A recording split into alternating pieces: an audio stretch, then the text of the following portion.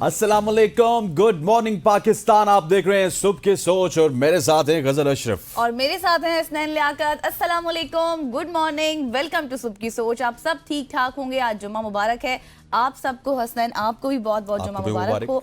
आज का दिन इबादतों का दिन है, दुआओं का दिन है। हम लोगों को भी आपने अपनी दुआओं में याद रखना है।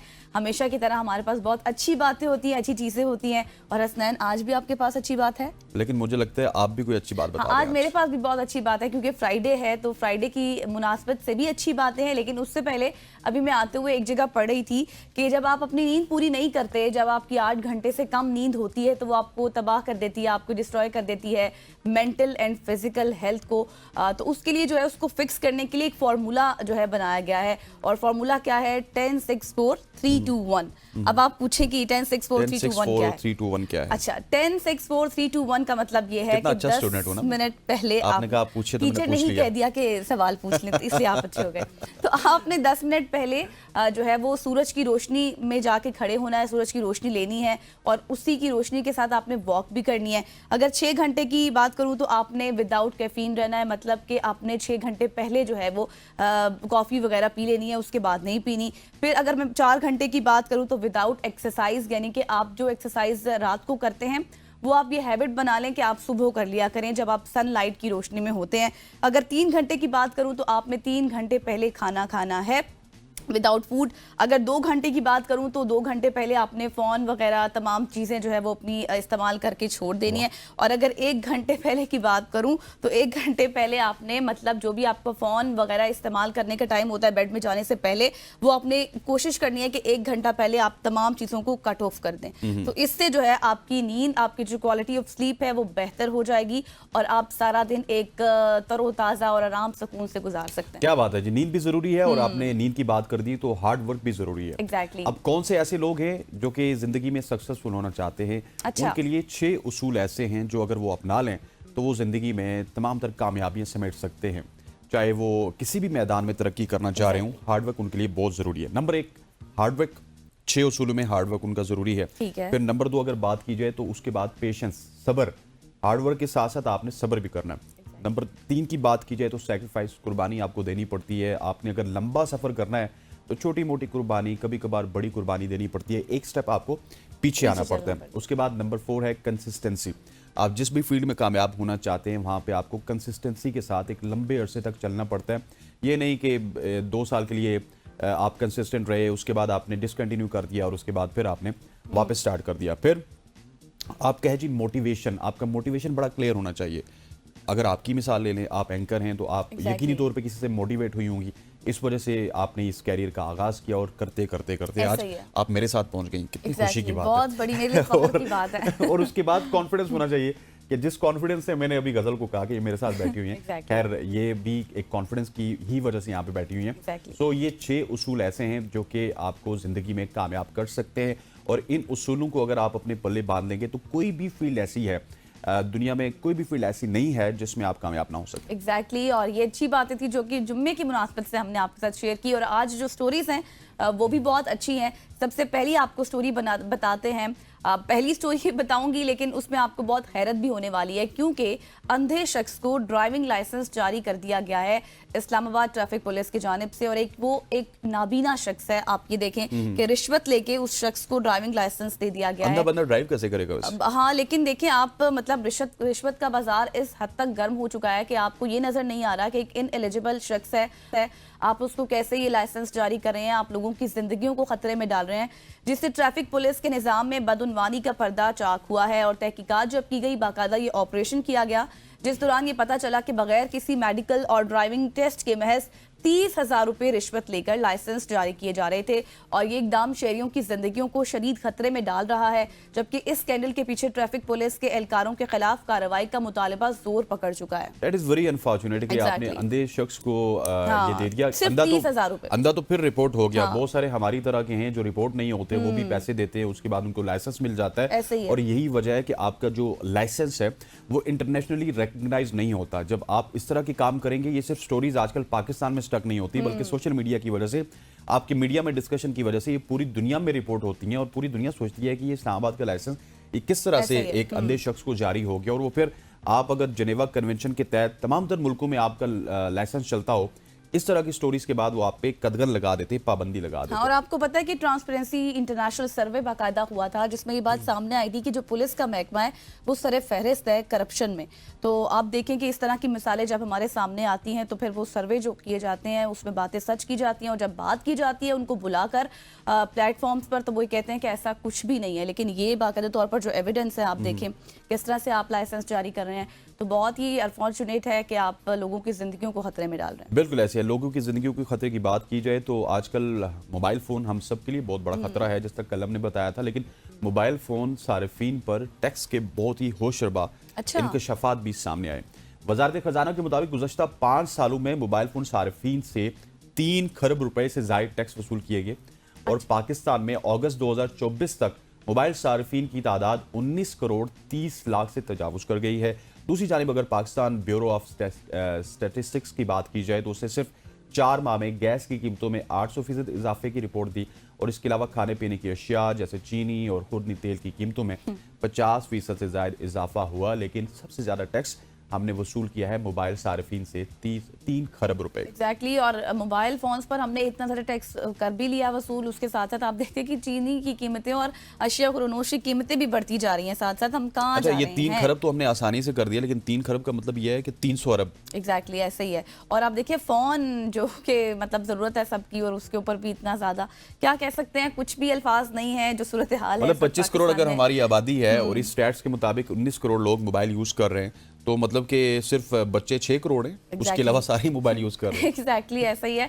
अब आपने फ़ोन की बात कर दी कि हम इतना ज़्यादा टैक्स भी दे रहे हैं, तो पंजाब आपको लिए चलते हैं। पंजाब में मोबाइल फ़ोन के इस्तेमाल पर पाबंदी आयद कर दी है, लेकिन वो पाबंदी कैसे आयद की गई है ये आपको बताते हैं। पंजाब हुकूमत ने तालीमी माहौल को मज़ीद बेहतर बनाने के लिए सरकारी और निजी स्कूलों में तलबा और असातिज़ा के मोबाइल फ़ोन के इस्तेमाल पर मुकम्मल पाबंदी आयद कर दी है।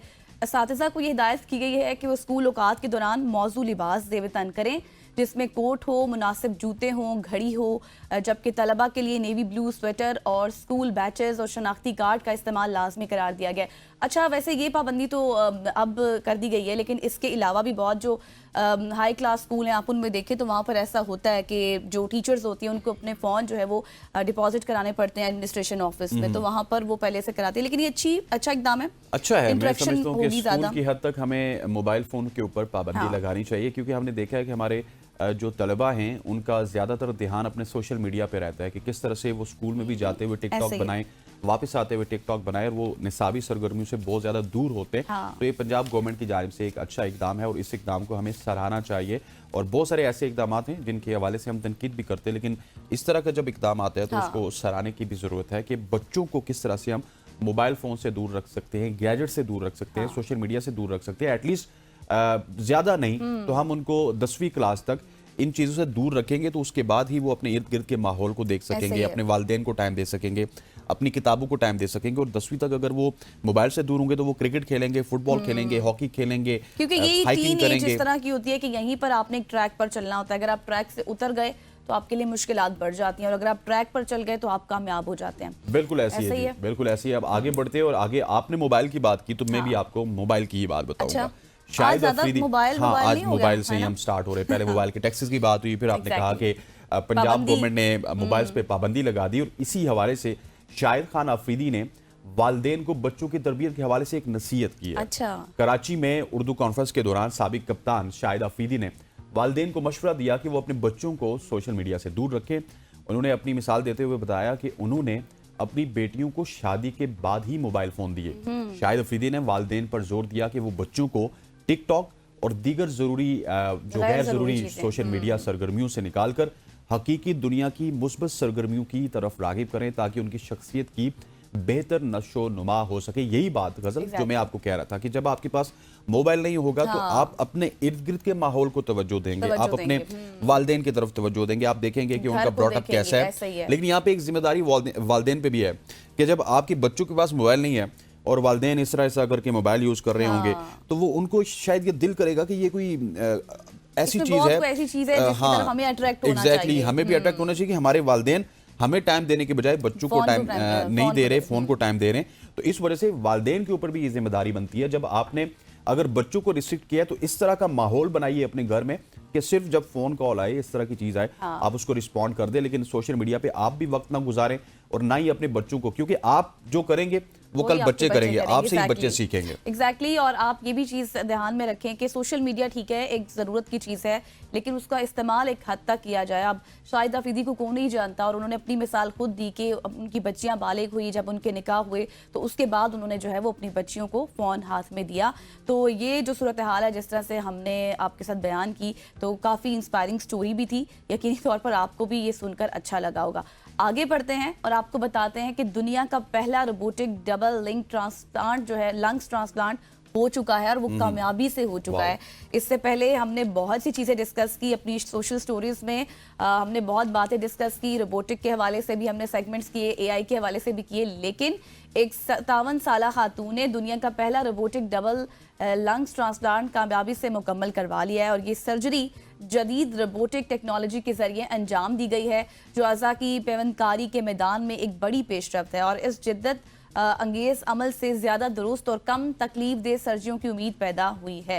मतलब एक कामयाब सर्जरी की गई है टेक्नोलॉजी को इस्तेमाल करके, काफी खुशाइन बात है। बिल्कुल ऐसी है, और पाकिस्तान में मेरा ख्याल है कि इस तरह की सर्जरीज को हौसला अफजाई ज्यादा मिलनी चाहिए, क्योंकि हमारे डॉक्टर्स तो हॉस्पिटल में जाते ही नहीं जाते। ठीक है, प्राइवेट क्लिनिक में जाते हैं। तो अगर एआई की इम्प्लीमेंटेशन पाकिस्तान में हो जाए तो डॉक्टर्स अपने घर में बैठ के एआई के जरिए मरीजों का इलाज कर सकेंगे, वर्क फ्रॉम होम करेंगे तो ज्यादा मेरा ख्याल है बेहतर होगा हमारे डॉक्टर्स ये भी बात हम डिस्कस कर चुके हैं कि वर्क फ्रॉम होम क्या करें तो क्या होगा। एग्जैक्टली, और हमारे हॉस्पिटल्स के लिए इस तरह की बहुत सारी चीजें हैं जो कि एआई उनको आसान बना सकते हैं, क्योंकि डॉक्टर्स अक्सर हमें ये गिला करते हुए नजर आते हैं कि हमारे पास तो 24/7 हमारी जॉब होती है, ना ईद पे छुट्टियां होती हैं, ना कोई और त्यौहार हम मना सकते हैं, लेकिन एआई की टेक्नोलॉजी से मेरा ख्याल है कि हमारे डॉक्टर्स को भी काफ़ी ज़्यादा सुख का सांस मिलेगा। आगे बढ़ते हुए एक ऐसी स्टोरी गज़ल आपके साथ मैंने शेयर करनी है कि हमारे यहाँ प्रॉब्लम ये है कि आबादी बढ़ रही है और क्या कहते होते हैं होशरबा इसमें इजाफा हो रहा है। जहाँ पे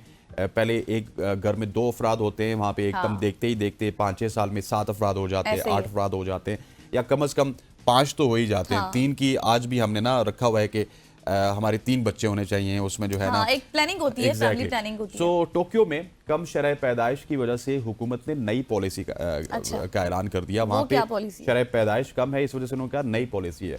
नई पॉलिसी के तहत जापान के दारुल हुकूमत टोक्यो की आबादी में इजाफे के लिए सरकारी मुलाजमीन को हफ्ते में सिर्फ 4 दिन तक काम करने का पाबंद बनाने पर गौर किया जा रहा है।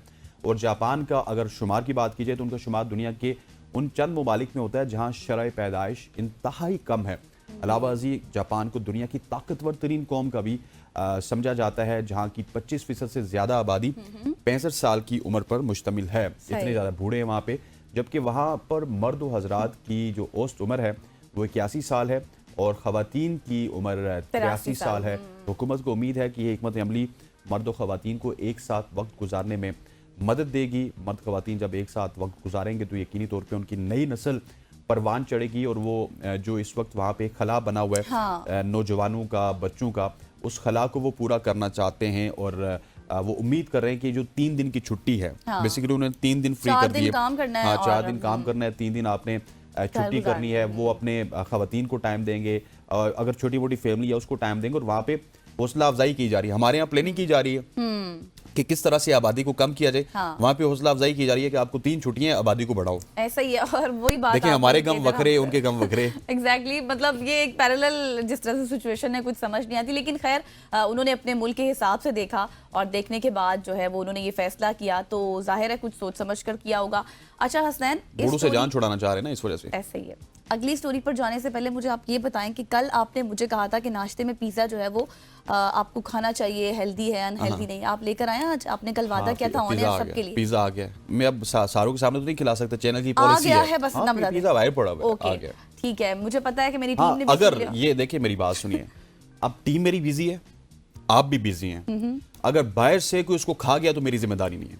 नहीं, दैट्स नॉट माय रिस्पांसिबिलिटी। अगर आप अभी उठ के जाना चाहती हैं जाके खा लीजिए। अभी हमारी टीम सुन रही है, अगर वो आ गया पिज़्ज़ा तो वो पहले से ही अपने पास रखकर संभाल लेंगे, ये इस चीज़ की आप टेंशन ना लें। और आपको सऊदी अरब लिए चलते हैं जहां पर तारीख पर मबनी मुनफरिद कोल्ड ड्रिंक जो है वो मुतारिफ कराई गई है। सऊदी अरब ने दुनिया की पहली खजूर से बनी कोल्ड ड्रिंक मिलाफ कोला जो है उसको मुतारिफ कराया है, जिसका आगाज रियाज डेट फेस्टिवल में किया गया है।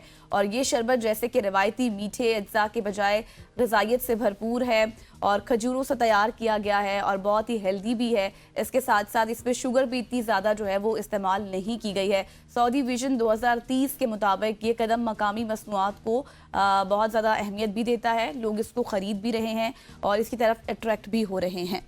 बड़ी अच्छी बात है सऊदीया की, कम से कम इसको तो हमने तारीफ का जो है ना लिबादा उसमें बताना चाहिए, क्योंकि सऊदीया के ऊपर हम उस हवाले से बहुत ज़्यादा कभी कभार सोचते भी हैं कि बहुत मॉडर्नाइजेशन की तरफ जा रहे हैं, लेकिन एटलीस्ट ये जो खजूर कोला है ना, ये एक मुनफरिद काम है, क्योंकि खजूर को वहाँ पे जो अहमियत हासिल है, मेरा ख्याल है कि जिस तरह हम गंदम खाते हैं ना, रोटी खाते हैं, इस तरह से वो लोग खजूर खाते थे किसी ज़माने में। अब तो बहुत एडवांस हो चुके हैं, पिछले 60-70 साल में अगर देखा जाए सऊदीया हो गया, अरब ममालिक हो गए, बहुत एडवांस हुए हैं। कुछ अरब ममालिक में आज भी प्रॉब्लम्स जा रही हैं, लेकिन सऊदीया, ओमान, कतर, यूएई, उनका लाइफस्टाइल यकीनी तौर पे तब्दील हुआ, लेकिन अपनी असल से वो अभी भी पीछे नहीं हटे। आप देखिए अपना लिबास वो वही पहनते हैं, वही उनका जुब्बा होता है, ऊपर से वो जो उनकी एक हैट होती है जो आले सऊद पहनती थी, और उसके बाद अगर आप उनकी ग़िज़ा देखिए तो अपनी ग़िज़ा उनकी उसी तरह है, और बड़े मुनफरिद अंदाज में ना वो चावल भी खाते हैं। हम चावल अगर लेट सपोज एक तो चम्मच से खाते हैं, अगर बहुत ज़्यादा हाथ से खाएं तो इस तरह खाते हैं ना, वो इस तरह चावल पकड़ते हैं, ये करते हैं, ठीक है जी, और ये करते हैं। है वो फिर उनकी सेहत भी इसी तरह ही होती है, हमने देखा है कि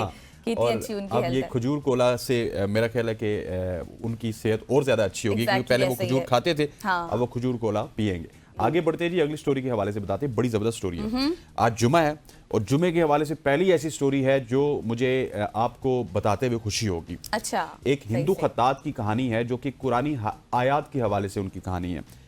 हिंदू खत्तात है जिनका ताल्लुक हैदराबाद से है, अनिल कुमार चौहान। गुज़श्ता 2 दहाइयों से मसाजिद की दीवारों पर कुरानी आयात लिखकर मजहबी हमआहंगी का पैगाम देते हैं। चौहान ने उर्दू साइन बोर्ड लिखने से आगाज़ किया और बाद में इस फन में महारत हासिल की। इनके काम ने हैदराबाद की मजहबी फ़िज़ा में मुस्बत असरार डाले और वो मुख्तलिफ मज़ाहिब के लोगों के दरमियान अमन का पैगाम आम कर रहे हैं। अच्छा, अब ये जो एक कहानी है इसमें थोड़ा सा मैं ऐड भी करना चाहता हूँ। इंडिया के हवाले से जब भी कोई खबर आती है तो हम कहते हैं कि वहाँ पे इंतहा पसंदी है, इस तरह की चीज़ें, लेकिन इस तरह की स्टोरीज वहाँ पे भी प्रिवेल कर रही है कि जहाँ पे एक हिंदू खत्तात कुरान करीम की खत्ताती कर रहा है। उन्होंने पीसफुल माहौल पैदा किया, जिस तरह से एक मैसेज दिया थ्रू कैलीग्राफी करके और बताया कि मतलब ऐसा कुछ नहीं है, और वो एक अमन का मैसेज जो है पूरी दुनिया में फैला रहे हैं। चाहे वो इंडिया वाले जिस तरह से भी नफरत बातें करते हैं, खेलों को पोलिटिसाइज करते हैं या फिर जो कुछ भी है, लेकिन ये स्टोरी देखकर वाकई बहुत खुशी हुई है कि वहाँ पर जिस तरह से मतलब आप ये कहें कि उन्होंने बैरियर्स को तोड़ दिया है और आगे बढ़कर एक पैगाम फैलाया। बिल्कुल, यहाँ पर वक्त हुआ चाहता है एक शॉर्ट सी कमर्शियल ब्रेक का, ब्रेक लेते हैं, वापस आते हैं, stay with us. Welcome back after the break. और अब एक बहुत ही इंसानियत शर्मा देने वाला वाकया और एक बहुत ही अफसोसनाक वाकया जो आपके साथ शेयर करेंगे लंदन से, जहां 10 साला सारा शरीफ के कत्ल के मुकदमे में उसके वालिद इरफान शरीफ और सुतीली माँ बिनिश बतूल को मुजरिम करार दे दिया गया है। अदालत में उन पर सारा पर तशदीद तशद्दुद और बार बार तशद्दुद के इल्ज़ामात साबित हुए हैं। सारा की लाश अगस्त 2023 में विकिंग के इलाके में उनके घर से मिली थी। कत्ल के बाद ख़ानदान पाकिस्तान आ गया था, लेकिन बाद में दुबई से वापसी पर लंदन के गेटवे के एयरपोर्ट पर गिरफ्तार कर लिया गया था। छोटी सी सारा 10 साला बच्ची, लेकिन उनकी सारी ज़िंदगी अजियतों से, ज़ख्मों से और परेशानियों से भरी हुई थी। इस तमाम तर सूरत-ए-हाल पर हम डिस्कशन करेंगे। बिल्कुल, हमारे साथ लंदन से हमारे कॉरेस्पॉन्डेंट साजिद अजीज साहब मौजूद है। साजिद साहब, सबसे पहले आपको गुड मॉर्निंग कहते हैं। ये एक अंदोनाक इंसानियत सोज वाकया जो कि लंदन में पेश आया, पाकिस्तानी कम्युनिटी जहाँ पे भी जाती है इस तरह के वाकयात हमें नज़र आते हैं, बड़ा अनफॉर्चुनेट है। ये मामला किस तरह से सबकी नज़रों में आया और अदालत तक किस तरह पहुँचा? ये लंदन का इलाका, नवाही इलाका वॉकिंग सरे है, ये वाकया वहाँ पर पेश आया। और वॉकिंग सरे की अगर बात की जाए तो वहाँ पर तकरीबन 10 से 12 हज़ार के करीब पाकिस्तानी कम्युनिटी मुकीम है और ये एक बहुत बड़ी तादाद है। और इससे पहले ये जो इस तरह के जो वाकया हैं उस इलाके में बिल्कुल भी जो है वो इतने रिपोर्ट नहीं हुए, लेकिन ये एक अपनी नौयत का एक बड़ा संगीन वाकया था कि 10 साला जो बच्ची थी सारा शरीफ, उसकी लाश जो है वो घर से बरामद हुई। और ये पाकिस्तानी फैमिली थी। ये एक तमाम कम्युनिटी के लिए बड़ी अफसरदा खबर थी जब पुलिस ने इस बात को इन्वेस्टिगेट किया। जो मतलब उसके करीबी हल्का अहबाब थे, हमसाये थे, उनसे सारा जो है वो पता किया गया इस केस के हवाले से। तो ये वाकया जो बच्ची सारा शरीफ थी वो 8 अगस्त को जो है उसकी वफात हुई, और उसके बाद इसकी जो फैमिली है ये पाकिस्तान चली गई और वहाँ से 99 कॉल किया और पुलिस को बताया कि इस तरह जो सारा है वो घर पर वो वफात पा गई, और पुलिस वहाँ पर पहुंची और उन्होंने जो लाश थी वो अपने कब्जे में ली और जो तहकीकात है वो शुरू कर दी इस हवाले से। अगर बात की जाए इरफान शरीफ की, तो इरफान शरीफ पाकिस्तान से बतौर स्टूडेंट यहाँ पर आए थे और उन्होंने तकरीबन कह सकते हैं 2009-10 में यहाँ पर शादी की। उस वक्त वो उनके पास स्टडी वीज़ा था, और जिसके साथ उन्होंने शादी की वो यूरोपियन नेशनल थी, और उसके बाद यूरोपियन नेशनल थी वो। और ये जो सारा ये 13 जनवरी 2013 को पैदा हुई है। स्लाओ हॉस्पिटल है यहाँ पर।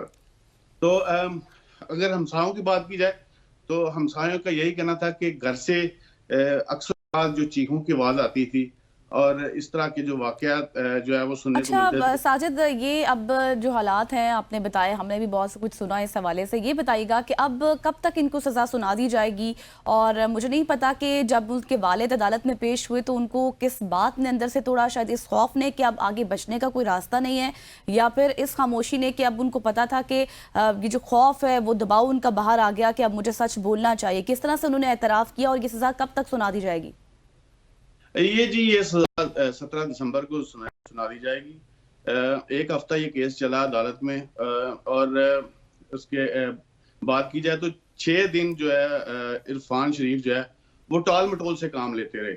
कभी इधर की बातें करते रहे, कभी किसी पे मामला डालते रहे, लेकिन जो 7वां दिन था अचानक जो है वो उन्होंने कहा जी मैं कुछ कहना चाहता हूँ, और मतलब है कि चीख वो मतलब उन्होंने इतराफ किया कि जी हाँ मैं ही सारा शरीफ के कत्ल का जिम्मेदार हूँ, और मेरी वजह से जो है वो मेरी बेटी जो है वो मरी है, और सारा इल्जाम उन्होंने अपने साथ पर ले लिया। लेकिन साजिद साहब, क्या उन्होंने ये बताया कि किस वजह से उन्होंने अपनी इतनी प्यारी नन्ही मुन्नी बेटी को कत्ल किया? एक बड़ा सफाकाना अमल है। बिल्कुल जी, एक बड़ा सफाकाना अमल है। इस पर जो सारी कम्युनिटी है वहाँ वो भी यहाँ में तशवीश का शिकार है। उन्होंने यही कहा कि जो डिसिप्लिन है उसको हरगिज़ वो कत्ल नहीं करना चाहते थे, मारना नहीं चाहते थे, लेकिन जो है वो उनके हाथ से ये जाने में ये जो हुआ है। लेकिन अगर बात की जाए इस हवाले से कि सारा शरीफ की जब लाश मिली तो उन पर जख्मों के बहुत ज्यादा निशान थे, जो ये वाज़ेह करते थे कि इस पे पहले भी तशद्दुद होता रहा है घर में और कई दिनों से होता रहा है। उसको स्कूल से भी जो है वो हटा लिया गया था, घर से ही तालीम देनी शुरू कर दी गई थी उसको। और जो पड़ोसी हैं वो भी इस बात की निशानदेही करते थे कि इस घर में इतने बच्चे हैं लेकिन सारा ही क्यों नकाब करती है, और नकाब के पीछे जो हिजाब है, हिजाब के पीछे वो जख्मों को छुपाने की कोशिश जो है वो किया करते थे। और बिल्कुल इरफान शरीफ ने अदालत में ये कबूल किया कि जी बिल्कुल मेरी वजह से जो है वो मेरी बच्ची जो है वो इस दुनिया से चली गई है और इसका कसूरवार मैं हूँ। ठीक हो गया साजिद साहब, thank you so much for joining अस। साजिद साहब जो कि इस हम यही कहेंगे कि अब और कितना नीचे गिरोगे, क्योंकि she is at the hands of her father, step mother and uncle, किस तरह से उन्होंने जो है वो उस बच्ची के साथ जुल्म किया। ऐसी बहुत सी दास्तानें हमारे सामने मौजूद है, लेकिन ऐसे लोगों के करार वाकई सज़ा दिलवानी चाहिए और लाना चाहिए सबके सामने, जिस तरह से वो ये कत्ल करते हैं और ख़ुद भी उनका ज़मीर नहीं कामता, जिस तरह से वो हरकतें कर लेते हैं और जिस तरह बच्ची पर तशद्दुद। Very unfortunate. बिल्कुल ऐसे आगे बढ़ते हैं और सांस के हवाले से बात करते हैं। सांस के अमराज में तशवीशनाक हद तक इजाफा हुआ है। कराची में मौसम सरमा के आगाज़ के साथ ही सांस की बीमारियों के केसेस में तशवीशनाक इजाफा देखा जा रहा है। माहिरीन के मुताबिक हवा के खराब मयार, बढ़ती आलूदगी और गुर्बत इस सूरत हाल की बड़ी वजूहात हैं। अस्पतालों में नमूनिया, दमा और दीगर बीमारियों के मरीजों की तादाद में नुमाया इजाफा देखा जा रहा है। जी हाँ, तो इसी मुतालिक हम आज बात करेंगे। हमारे साथ कौन मौजूद होगा हसनैन? हमारे साथ कराची से ही अब डॉक्टर कैसर सज्जाद साहब मौजूद है। डॉक्टर साहब, thank you so much for joining अस। ये बताइएगा कि ये जो जितने भी सांस के प्रॉब्लम से रिलेटेड, क्योंकि ये बड़ा तशवीशनाक अमल है, सांस ही आपको मेरे ख्याल है कि सबसे हाँ, मेन आपकी exactly. जो चीज़ है वो क्योंकि सांस ही आलूदगी है। भी बहुत ज्यादा बढ़ी है। तो इसकी मेन वजूहात क्या है? बिस्मिल्लाहिर्रहमानिर्रहीम। बहुत शुक्रिया आपका। एक्चुअली सांस का जो अमल है, जो रुकावट है या जो डिफिकल्टी है, सांस लेने में जो मुश्किलात होती हैं वो बाद में होती है। माहौल जो इस वक्त अभी आपने जिक्र किया कि चेंज ऑफ टेम्परेचर हुआ है कराची के अंदर और लोग गर्मी से अचानक वो हम ने देखा कि टेम्परेचर डाउन हुआ है और सर्दी और ठंडी हवा चलनी शुरू हुई है, जिसकी वजह से नज़ला, जुकाम, गले की खराश और सांस की नाली की सोजिश और उसके बाद फेफड़े के अंदर इन्फेक्शन।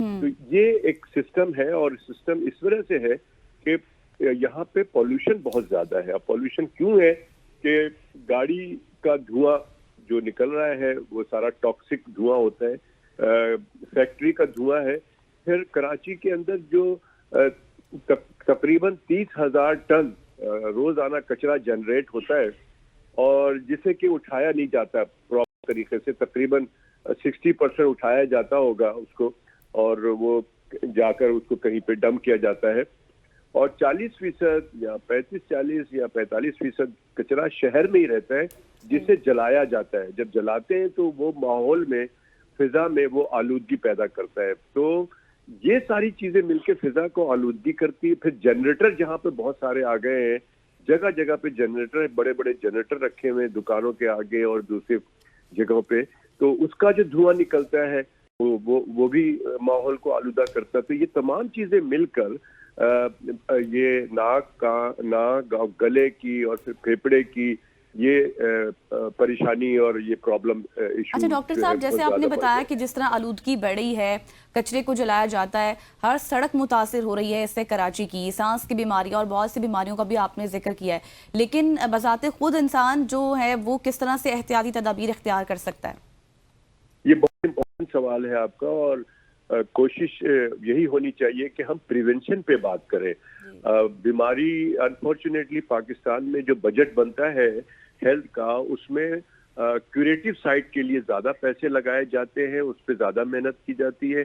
प्रिवेंटिव, बीमारी की रोकथाम हमारे यहाँ कॉन्सेप्ट ही नहीं है।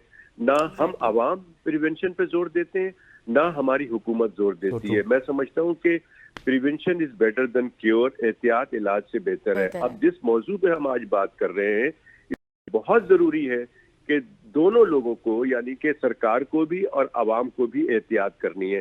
सरकार को करना ये है कि माहौल को अच्छा करना है। माहौल को अच्छा करने के लिए ये जो गाड़ियों का धुआं है, कानून में है कि गाड़ी को चेकअप किया जाए, उसको चेक करके और उसके बाद जो गाड़ियां धुआं दे रही हैं उसको रोका जाए, उसको ठीक कराया जाए। इसी तरह से कचरा जो है वो तरीके से उठाया जाए और जहां जलाना है वहां जाके जलाया जाए, गली कूचों में नहीं जलाया जाए। फैक्ट्री का जो धुआं है उसको प्रॉपर तरीके से चिमनी लगा के उसको प्यूरिफाई किया जाए।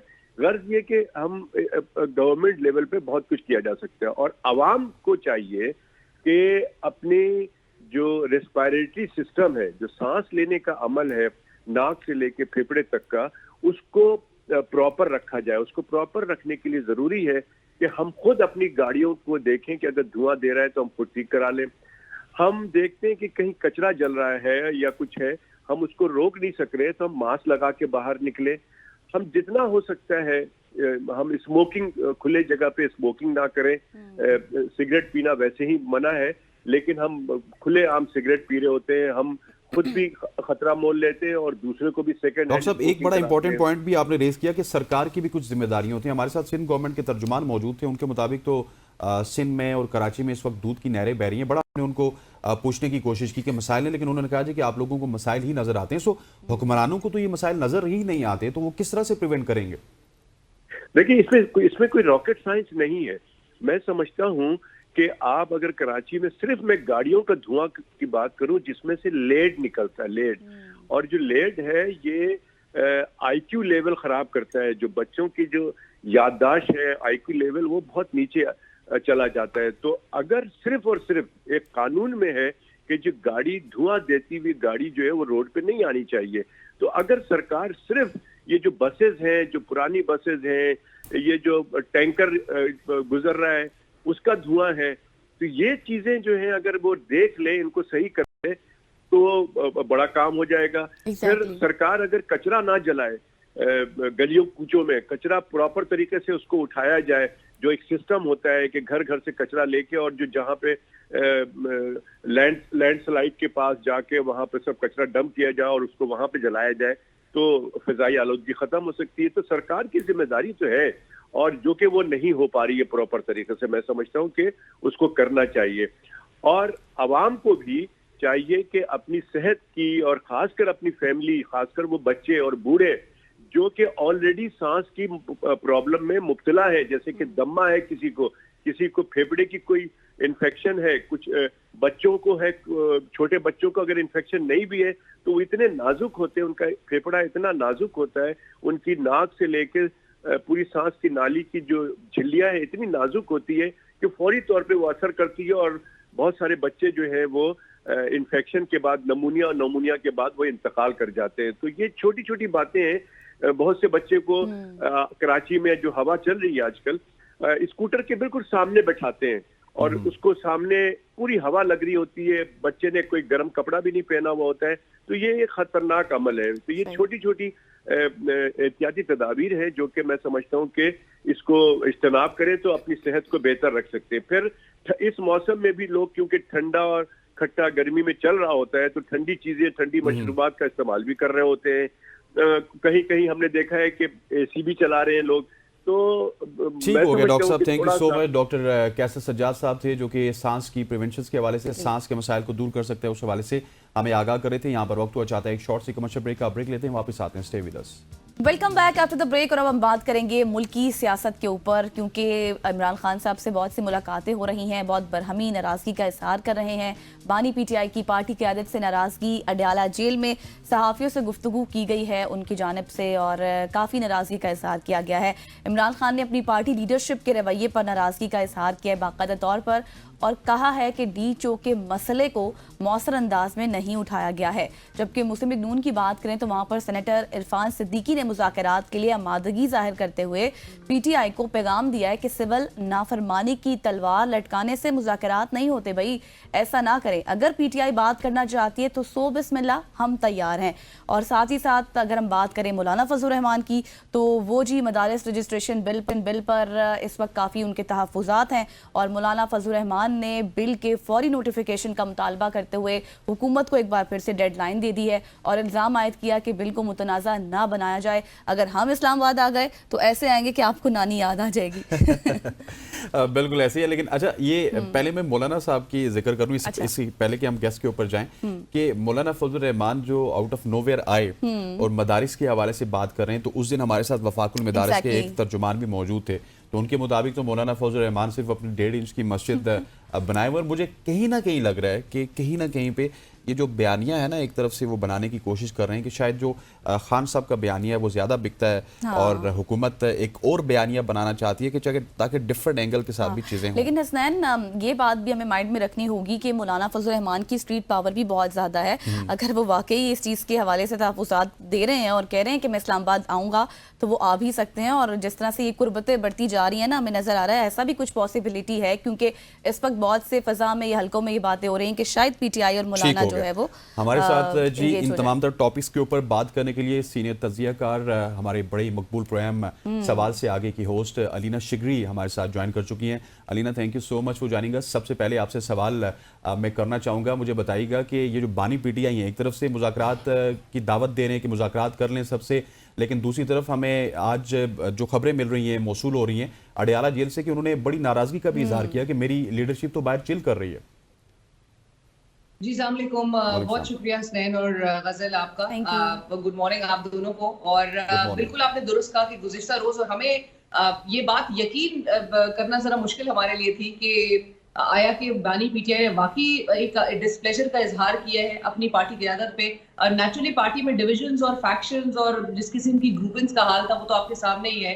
गुज़िश्ता कई माह से वो उस किस्म की जो डेवलपमेंट पार्टी एंड से आ रही है, मीडिया को भी मेरे ख्याल से हमें बहुत मवाद जो है मिल जाता है पाकिस्तान तहरीक इंसाफ खुद के बयानात में जिस तरह से तजाद देख पाया जाता है। लेकिन मेरे लिए ये यकीन करना बड़ा मुश्किल था कि आया कि वाकई में इमरान खान साहब अपनी क़यादत से, क्योंकि वो बहुत मेरे ख्याल से एक डिटर्मिन्ड एक पोजीशन में नजर आते हैं और वो नेचुरली बहुत चीजें उनके साथ हो गई हैं, बहुत केसेस का उन्होंने सामना किया है। डिस्पाइट ऑफ ऑल दैट वो हमेशा एक कॉन्फिडेंस अपनी लीडरशिप पे, अपने जिस तरह की उनका स्ट्रगल रहा है उस पर, जिस किस्म के भी हालात हों, उनकी एक तरफ से एक बड़ा एक हमेशा एक पॉजिटिव और एक डिटर्मिनेशन का जो है इजहार किया जाता है। बट ये जब हमने वेरीफाई किया तो ये बात वाकई में बात दुरुस्त साबित हुई कि इमरान खान साहब नाला हैं, नाराज हैं अपनी पार्टी लीडरशिप से। वो कहते हैं कि वो अदम एतमाद का इजहार नहीं कर रहे अपनी पार्टी क़यादत पे, वो लेकिन परेशान इस बात में कि इतना कुछ पाकिस्तान तहरीक इंसाफ के साथ हो गया है। इतना आपने 26 नवंबर का हाल देखा है कि जहां पर रियासत की जानिब से हाई हैंडेडनेस का मुजाहरा किया गया हो, लोगों की शहादतें हुई हैं, गोलियां चलाई गई हैं और अब तो गोलियों की एडमिशन आपको हुकूमती सर्कल से आना शुरू हो चुकी है। इसाम डार साहब हो, ख्वाजा आसिफ साहब हो, डॉक्टर अफनानुल्लाह हो, सब एडमिट कर रहे हैं कि जी गोलियां चली है। कोई कह रहा है एरियल फायरिंग हुई है, कोई कह रहा है अली अमीन गंडापुर की गार्ड्स की तरफ से फायरिंग हुई है, लेकिन सब एडमिट कर रहे हैं। लेकिन इतना बड़ा सानिया हो गया, लेकिन बावजूद उसके पार्टी लीडरशिप का रोल बड़ा मुतनाज़ नजर आता है। पार्टी क़यादत जो है और उसकी भी बड़ी रीजन मैं वो भी जरूर जल्दी से कोट करना चाहूंगी कि इमरान खान साहब की पार्टी क़यादत जो है फोकस नहीं है, वो मोबिलाइज लोगों को कर पा रहे हैं। उस पर एक शदीद तनकीद हुकूमत की साइड को मिल गई है कि इन पे शदीद तनकीद का इजहार करें कि आप पंजाब से लोगों को मोबिलाइज नहीं कर सकते, आप लोग प्राउड को उस तरह से मोबिलाइज नहीं कर सकते, आपने कोई मौसर एहतजाज नहीं किया, आपने 1.5 साल से बानी जो है आपके जेल में कैद है, सियासी लीडरशिप जो है, सियासी वर्कर्स इस वक्त गिरफ्तार है, 5000 से ज्यादा जिनकी तादाद बताई जाती है कि जो वर्कर्स गिरफ्तार है, आपने उनके लिए आप कर क्या रहे हैं, आपकी क्या स्ट्रैटेजी है?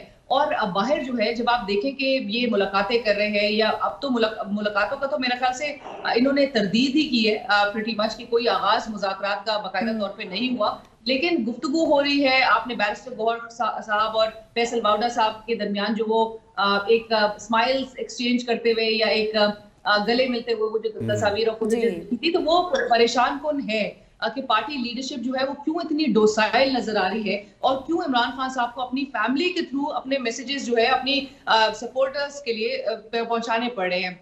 ये भी मेरे ख्याल से इटसेल्फ इज वेरी एविडेंट कि इमरान खान साहब अपने जो पैगामात हैं वो अपनी अहलिया या उनकी आके सुना रही होती थी या फिर उनकी हमशीरा जो कि कल भी गुज़िश्ता रात भी अलीमा खान साहिबा ने आके ये चीज कन्वे की है। सो पार्टी की पोजीशन जो है वो काफी ज्यादा इस वक्त एक मेरे ख्याल से हाईलाइट हो रही है और इसकी वजूहात भी हैं। देखिए जब अगर पॉलिटिकल क़यादत उस तरह से लीड करते हुए एक जमात को ना नजर आए और उसमें वुकला जो कि नेचुरली उनके चैलेंजेस और उनकी एक स्किल सेट होता है, उनकी अपनी एक्सपर्टीज होती है, वो लीगल एक बैटल जो है वो जरूर लड़ रहे हैं, वो बहुत ही एक मेरे ख्याल से एक्सटेंसिव एक डिलिब्रेशन के बाद वो जो है आगे बढ़ते हुए बड़े मोहतात तरीके से आगे बढ़ते हुए दिखाई देते हैं। लेकिन जहां पर पॉलिटिकल डायनामिक्स चेंज हो रहे हैं, जहां पर आपकी ओपोनेंट्स की जो वीकनेसेस हैं या शॉर्टकमिंग्स हैं उसको फौरन ओवरकम करने के लिए और उसको कैपिटलाइज करने के लिए सियासी क़यादत होती है जो कि फौरी रिएक्ट करती है।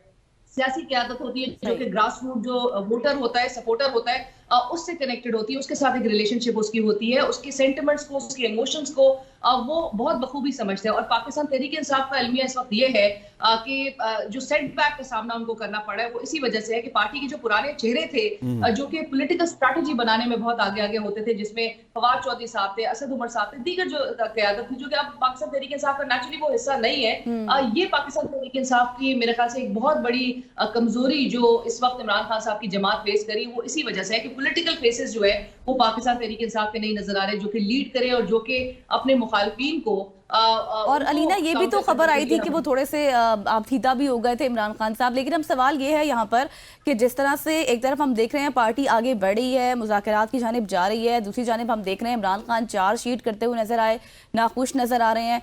आपको लगता है कि अब ये जो इंगेजमेंट्स हो रही हैं ये मुज़ाकरात में तब्दील हो सकती हैं? क्या हालात वाक़यात ऐसे हैं और इतनी लचक दिखाई जाएगी? नहीं, मेरे ख्याल से दोनों साइड्स को पता है, पाकिस्तान तहरीक इंसाफ को भी पता है कि मुज़ाकरात से कुछ नहीं निकलना। इमरान खान साहब को मैं हमेशा कहती हूँ कि वो एक हमेशा इल्यूजन क्रिएट कर रहे होते हैं, वो मुज़ाकरात का थ्रो करते हैं ये कार्ड और वो रिएक्शन देखना चाहते हैं, क्योंकि वो बड़े क्लियर इस बात में है कि जो मौजूदा हुक्मरान हैं वो इनको रेलेवेंट नहीं समझते, वो इनके साथ मुज़ाकरात नहीं किसी तौर पे भी चाहते, और उसका तो बरमला इजहार हुकूमत की साइड खुद भी करती हुई नजर आ रही है आपको। और हमने कुछ सुना कि पहले तो एस्टैब्लिशमेंट की बातें हो रही थी, वो चाहते ही नहीं थे कि हम हुकूमत से मुज़ाकरात करें, सिर्फ एस्टैब्लिशमेंट से करेंगे, बट एट वंस ऐसा क्या हुआ कि एकदम से वो अभी भी वही कह रहे हैं कि ये उन्हीं के नुमाइंदे हैं। एग्जैक्टली वो अभी भी इस बात पे बहुत क्लैरिटी उनकी है कि इनके हाथ में कुछ नहीं है। और आप इसका ये हाल देखेंगी कि सेनेट में डार साहब जब खिताब करे थे 2 रोज कबल, तो उन्होंने ये बात कही कि 9 मई को बड़ी रेड लाइंस क्रॉस हुई है, मुझ जैसा रिकंसिलिएटरी बंदा भी जो है वो कुछ नहीं कर सकता जब तक उनका फैसला ना हो। सो हुकूमत को भी पता है कि उनके पास उनकी पोजीशन नहीं है, वो कुछ ऑफर नहीं कर सकते जब तक दूसरी साइड से जो है वो नॉड ना मिल जाए। सो पाकिस्तान तहरीक इंसाफ को इवेंचुअली इमरान खान साहब को पता है, वो अपने कार्ड्स थ्रो करते हैं, वो एक रिएक्शन देते हैं। हुकूमत को ये शायद बड़ा कॉन्फिडेंट हुकूमत लग रही है कि 2 ऐसी डेवलपमेंट्स हो गई है इस पूरे अरसे में जहां पे 26 नवंबर का हुकूमत जो है वो एक कैपिटलाइज उस चीज को कर रही है, ऑल्दो कि उनको जवाब दे वो है इस बात पे कि 26 नवंबर की रात को किस तरह से प्रोटेस्टर्स पर जो है वो गोलियां चलाई गई और प्रोटेस्टर्स को मुंतशिर किया गया।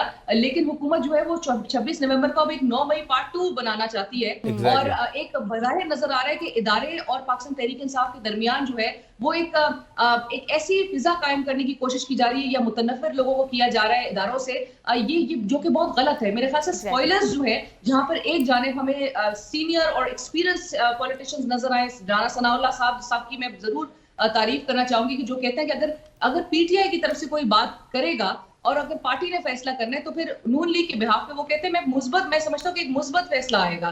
तो कुछ लोग हैं जो कि वाकई में राह हमवार करना चाहते हैं कि मुज़ाकरात के थ्रू और पॉलिटिकल एंटिटीज को आपस में बात करने। नून लीग को ऑलरेडी पता है कि वो जिनके सहारे इस वक्त हुकूमत पे विराजमान है उनको कुछ नहीं मिलना, क्योंकि at the end of the day अगर अवाम आपके साथ नहीं है तो नेचुरली आपकी सियासत बिल्कुल जो है वो खत्म होने के करीब आ जाती है। सो आपको अवामी सपोर्ट को अगर दोबारा से रीगेन करना है तो आपको पता है कि आपने पॉलिटिकल एंटिटी से बात करना है। लेकिन स्पॉयलर्स दोनों साइड्स पे मैं समझती हूँ स्पॉयलर्स बहुत मौजूद है, जो कि गुज़िश्ता रोज भी आपने देखा तलाल चौधरी साहब हो, अता तारड़ साहब हो, तो ये तो इनको अभी भी अटैक करें कि ये तो कहते थे कि जी चोरों के साथ नहीं बैठना, ये तो कहते थे कि या इनके साथ हाथ नहीं मिलाना और ये किससे बातचीत करेंगे और ये संजीदा है कि नहीं। सो इनको बाकायदा तौर पे ताना दिया जा रहा है ये सोच के कि ये कमजोर पोजीशन पे है, ये घुटनों पे आ गए, जो कि पाकिस्तान तहरीक इंसाफ के मेरे ख्याल से फाउंडिंग चेयरमैन के हवाले से तो बिल्कुल नहीं कहा जा सकता कि इमरान खान साहब घुट्टों पे आते हुए नजर आ रहे हैं। उनकी पार्टी लीडरशिप को आप डोसाइल मोड पे जरूर देख सकते हैं, लेकिन हुकूमत को ये भी लग रहा है कि 2 डेवलपमेंट जहां पर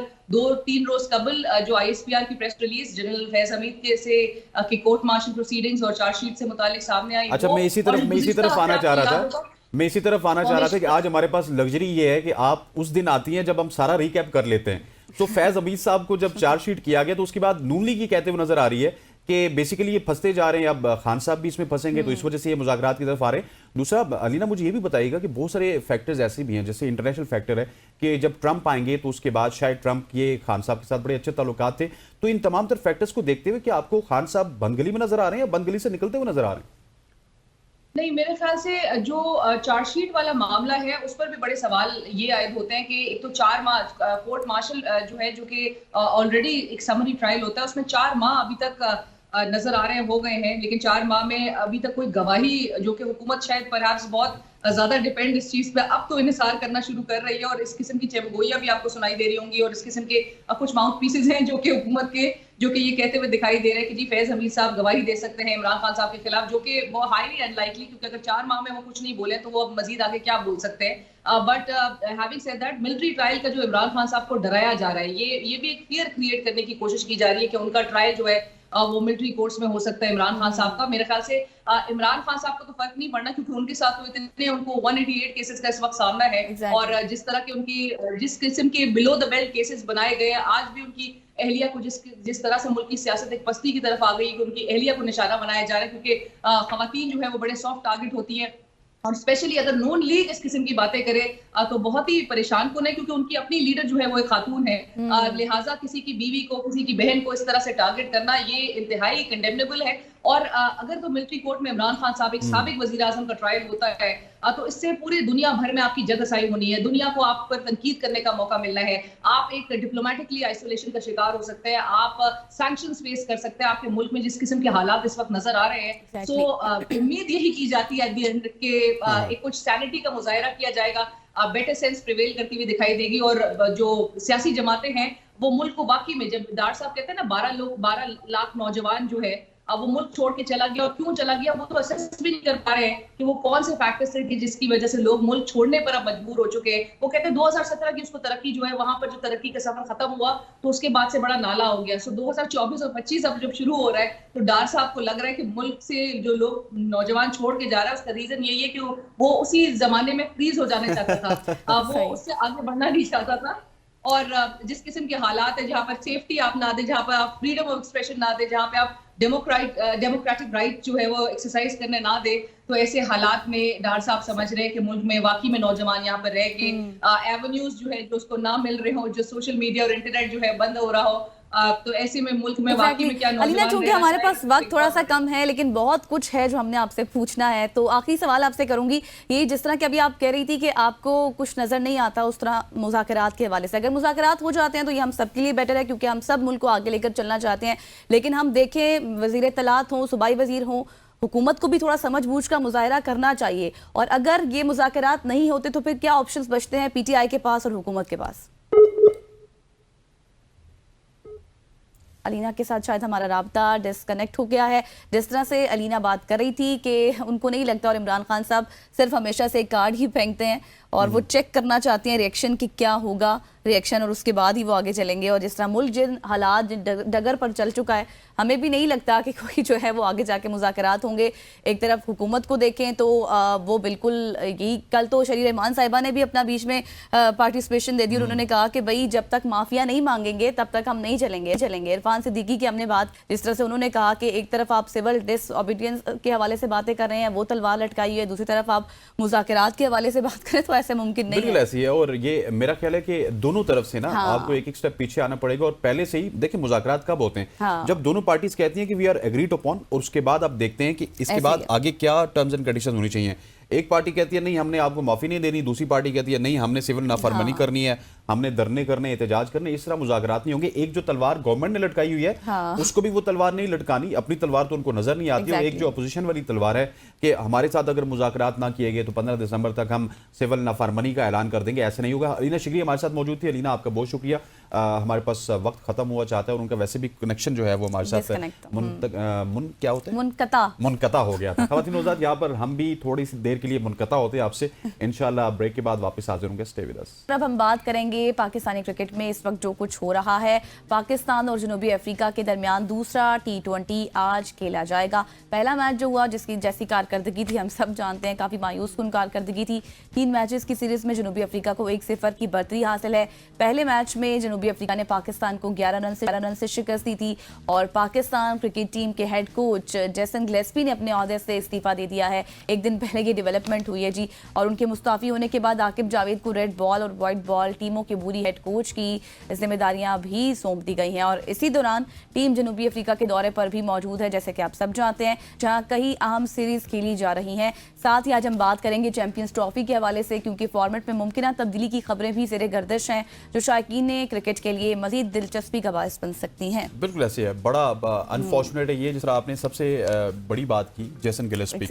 जेसन गिलेस्पी हाल ही में उनको कोच बनाया गया था पाकिस्तान रेड बॉल क्रिकेट का, और उनके साथ साथ गैरी क्रिस्टन को कोच बनाया गया था ODI क्रिकेट में और T20 क्रिकेट में। लेकिन ये बड़ा अनफॉर्चुनेट है कि हमारे यहाँ जो ही एक नया शख्स आता है जिसका ताल्लुक पाकिस्तान से होता है, चाहे वो मिसबाह उल हक हों, चाहे वो वकार यूनुस हों, चाहे मोहम्मद हफीज़ हों, या फिर आप आकिब जावेद की बात कीजिए, तो वो सबसे पहला हमला आपके फॉरेन कोचेस पे करता है। और फॉरेन कोचेस एक तो पाकिस्तान टीम में आना नहीं चाहते, फिर उनको बड़े लंबे कॉन्ट्रैक्ट्स के साथ उनको पर्सनल प्रिविलेजेस दी जाती हैं, उनको पाकिस्तान क्रिकेट टीम में गज़ल लाया जाता है और लाने के बाद ये काम किया जाता है उनके साथ कि उनको मुस्ताफ़ी होना पड़ता है, उनको फोर्स किया जाता है रिज़ाइन के लिए, और ये बड़ा अनफॉर्चुनेट है। जेसन गिलेस्पी एक बहुत बड़ा नाम थे, गैरी क्रिस्टन एक बहुत बड़ा नाम थे, लेकिन जब वो आते हैं तो फिर हमारे कोचेस उनको डिफरेंट चीज़ें समझाते हैं। आकिब जावेद साहब ने गैरी क्रिस्टन के साथ इस वजह से राय जुदा की थी कि ये सिलेक्शन में अमल दखल करते हैं। अब वही आकिब जावेद, वही आकिब जावेद जो कि खुद भी सिलेक्टर हैं, खुद अब कोच भी हो चुके हैं, रेड बॉल के भी और व्हाइट बॉल के भी। अब वो तीन जिम्मेदारियों पे पाकिस्तान में मौजूद है। लेकिन अनफॉर्चुनेटली जब कोई गोरा कोच आके वो आपके सिलेक्शन के ऊपर बात करता है, आपके सिलेक्शन के ऊपर सवालात उठाता है, वहां पे आप कहते हैं नहीं ये हराम है, और जब आप करते हैं वो हलाल हो जाता है। That is very unfortunate. और ये जो ड्रामा पाकिस्तान में कोचिंग की हद तक चल रहा है, ये कहीं ना कहीं पे आपकी टीम पे भी असरअंदाज होता है। जब से आपके कोचेस स्टेबल नहीं है, आप 2022 से लेके अभी तक देख लें, तकरीबन 7 तो कोचेस आप बदला चुके हैं, 7 हेड कोचेस बदला चुके हैं, टीम डायरेक्टर ले आए, कभी आपने क्या ले आया। बड़ा अनफॉर्चुनेट है पाकिस्तान में इस तरह की चीज़। और हमारे साथ मौजूद हैं साबिक टेस्ट क्रिकेटर अब्दुल रऊफ खान साहब। सबसे पहले रऊफ भाई आपको good day, thank you so much for joining अस। और आज काफ़ी दिनों बाद आप सुबह की सोच में हमारे साथ मौजूद हैं, तो आपको हैप्पी बिलेटेड बर्थडे भी हमारी तरफ से विश और हमारी पूरी टीम की जानिब से। सर, जेसन गिलेस्पी के ऊपर बात करेंगे। बड़ा अनफॉर्चुनेट है कि जब भी पाकिस्तान से कोई कोच आता है तो वो सबसे पहला हमला फॉरेन कोचेस पे करता है, और वो जो चीज़ें करते हैं वो पहले हराम होती है, लेकिन जब यही चीज़ें 3-3 ओहदे इनके पास होते हैं तो इनके लिए हलाल होता है। देखिए, मेरा ख्याल है कि काफी अनफॉर्चुनेट है। और फिर जब आप जल्दी में पॉलिसी बनाएंगे और बगैर सीबीएन के पॉलिसी बनाएंगे, और फिर जब कॉम्पिटेंट लोग आपके पाकिस्तान क्रिकेट बोर्ड के अंदर नहीं होंगे, तो फिर ये चीजें उसके एंड रिजल्ट यही आपको सामने आएंगे। आप देखें कि ये क्रिकेट बोर्ड ऐसा है कि ना तो उनसे क्रिकेट चलाई जा रही है, ना इनसे फॉरेन अफेयर चलाए जा रहे हैं, ना इनसे इंटरनेशनल रिलेशन डेवलप हो रहे हैं, ना इनसे कोई लॉन्ग टर्म पॉलिसी पहले बनाई गई और ना बनाई जा रही है। आप सबसे बेसिक इशू यहाँ पर कोचिंग के हवाले से आता है। जो आप कोचिंग एजुकेशन प्रोग्राम है, आप 20 साल से उसको चला रहे हैं, मगर आप एक भी ऐसा कोच डेवलप नहीं कर सके जो कि जाके किसी फॉरेन टीम को कोच कर सके। वजह इसकी क्या है कि आपने यहाँ पर जो अपने स्पार्शी थे, दोस्त वगैरह, रिश्तेदार, उनको आप कोचिंग कोर्सेज करवाते रहे। और मैं ऐसे लोगों को जानता हूँ कि जो कि अपना नाम सही तरह नहीं लिख सकते, और लेवल 2 और लेवल 3 और लेवल 4 उन्होंने कोचिंग की हुई है। तो ये तो कोचिंग एजुकेशन प्रोग्राम का पाकिस्तान में हाल है। और फिर जो ये लोग डेवलप करते हैं वो इस काबिल नहीं होता किसी जगह पे कोचिंग करे, फिर मजबूरन आपको फॉरेन जो कोचेज होते हैं वो हायर करने पड़ते हैं। फिर उसमें भी क्योंकि आपके पास कॉम्पिटेंट लोग नहीं है, उनके पास कंप्लीट नॉलेज नहीं होता, उनके पास एक विजन नहीं होता जिस पर वो काम करें, तो वो फिर मिकी आर्थर की तरह साइनिंग करते हैं, जिसमें पाकिस्तान क्रिकेट बोर्ड में नजम सेठी के दौर में मिकी आर्थर को आया किया था। वो इंग्लैंड से बैठकर पाकिस्तान टीम की ऑनलाइन कोचिंग कर रहे थे, और पहली दफा हुआ हिस्ट्री में क्रिकेट की कि एक आदमी वो बाहर फॉरेन में बैठा हुआ, टीम यहाँ पर, प्लेयर यहाँ पर है और कोचिंग ऑनलाइन हो रही है। और उसके बाद फिर एशिया कप और वर्ल्ड कप का रिजल्ट आपके सामने आया, फिर आपने उनको सैक किया, वहां से आपने उनको लाके अकेडमी में बिठाया। डेफिनेट एक आदमी इंग्लैंड में बैठा, वो आ ही नहीं रहा पाकिस्तान में, तो अकेडमी में कैसे काम कर सकता था? उन्होंने रिजाइन कर दिया। अब वहां पे कोई बंदा पाकिस्तान आने को तैयार नहीं था, मगर उसमें गैरी क्रिस्टन ने पाकिस्तान क्रिकेट बोर्ड के साथ हामी भरी। और गैरी क्रिस्टन एक वर्ल्ड क्रिकेट का एक बहुत बड़ा नाम है, कोचिंग के हवाले से उसको पूरी दुनिया में कदर की निगाह से देखा जाता है। वो ना सिर्फ हाईली एजुकेटेड है, बल्कि साउथ अफ्रीका और दूसरे कंट्रीज में वो कोचिंग एजुकेशन प्रोग्राम भी चलाते रहे हैं। उनके साथ ये हुआ कि अब फिर उनके साथ इन्होंने किया क्या? अब देखिए, इनकी जो नायदी है पाकिस्तान क्रिकेट बोर्ड की, कि इन्होंने एक अब्दुल रज़ाक, मोहम्मद यूसुफ और वाब रियाज जैसों को बुला के पाकिस्तान की सिलेक्शन कमेटी बना दी। यहाँ पे उस सिलेक्शन कमेटी ने इतने बड़े ब्लंडर्स किए कि आप सोच भी नहीं सकते। और वो मस्करों की एक सिलेक्शन कमेटी थी, क्योंकि आप लोगों ने उनसे जब सवाल किए थे वर्ल्ड कप की सिलेक्शन से पहले, जो अमेरिका में वर्ल्ड कप हुआ T20, तो उन्होंने वहां पर जुगते लगानी शुरू कर दी और ऐसे ऐसे जवाब दिए जिनका ना कोई सर था ना पाँव था। और फिर एक मजे का खेल किस्म की सिलेक्शन की, या 2 बंदे आपके इमाद हुसैन, मोहम्मद आमद, एक पूरा साल पाकिस्तान का वो टीवी से पेज पर बैठकर मीडिया पे बैठकर पाकिस्तान की डोमेस्टिक की और पाकिस्तान की टीम को बैशिंग करते रहे, और उनको भी सिलेक्ट कर लिया रिटायरमेंट वापस दिलवाकर। फिर कोई ऐसे प्लेयर थे जिनका फिटनेस बिल्कुल लेवल 0 था, कोई एक सिंगल फिटनेस टेस्ट पास नहीं कर रहे थे, उनको भी सिलेक्ट करवाया। फिर उस्मान खान जैसे को उन्होंने सिलेक्ट करवाया, जो कि यूएई में जाकर क्रिकेट खेल रहे थे और वहां पे एलिजिबल हो रहे थे। पाकिस्तान में उनके पास 1 या 2 ग्रेड 2 के मैचेस भी नहीं थे उनकी पॉकेट में, उनको वर्ल्ड कप जैसे मेगा इवेंट के लिए सिलेक्ट करवाया। और इसका सारा का सारा नजला होता गैरी क्रिस्टन के ऊपर, यानी कि इंतहाई बोगस और थर्ड क्लास तरीन आपने सिलेक्शन की, दुनिया का फाइनेस्ट कोच आप लाए और वो टीम उसको दी, और उसका रिजल्ट क्या निकला कि आप पहले 2 मैचेस में हार कर बाहर होकर वापस आ गए। और फिर इन्होंने क्या किया कि जब गैरी क्रिस्टन वापस आए, चैंपियंस कप इन्होंने शुरू करवाया इंग्लैंड के टूर से पहले, तो वहां पर गैरी क्रिस्टन को पाकिस्तान बुलाया। उन्होंने यहाँ पर उनके साथ बैठ के सारे के सारे मामला तय किए, अपनी टीम उन्होंने सिलेक्ट की, उन्होंने इनको सारा प्लान बना के दिया कि ये जो प्लेयर्स प्लान में होंगे, इनको आगे हम ट्राई आउट करेंगे।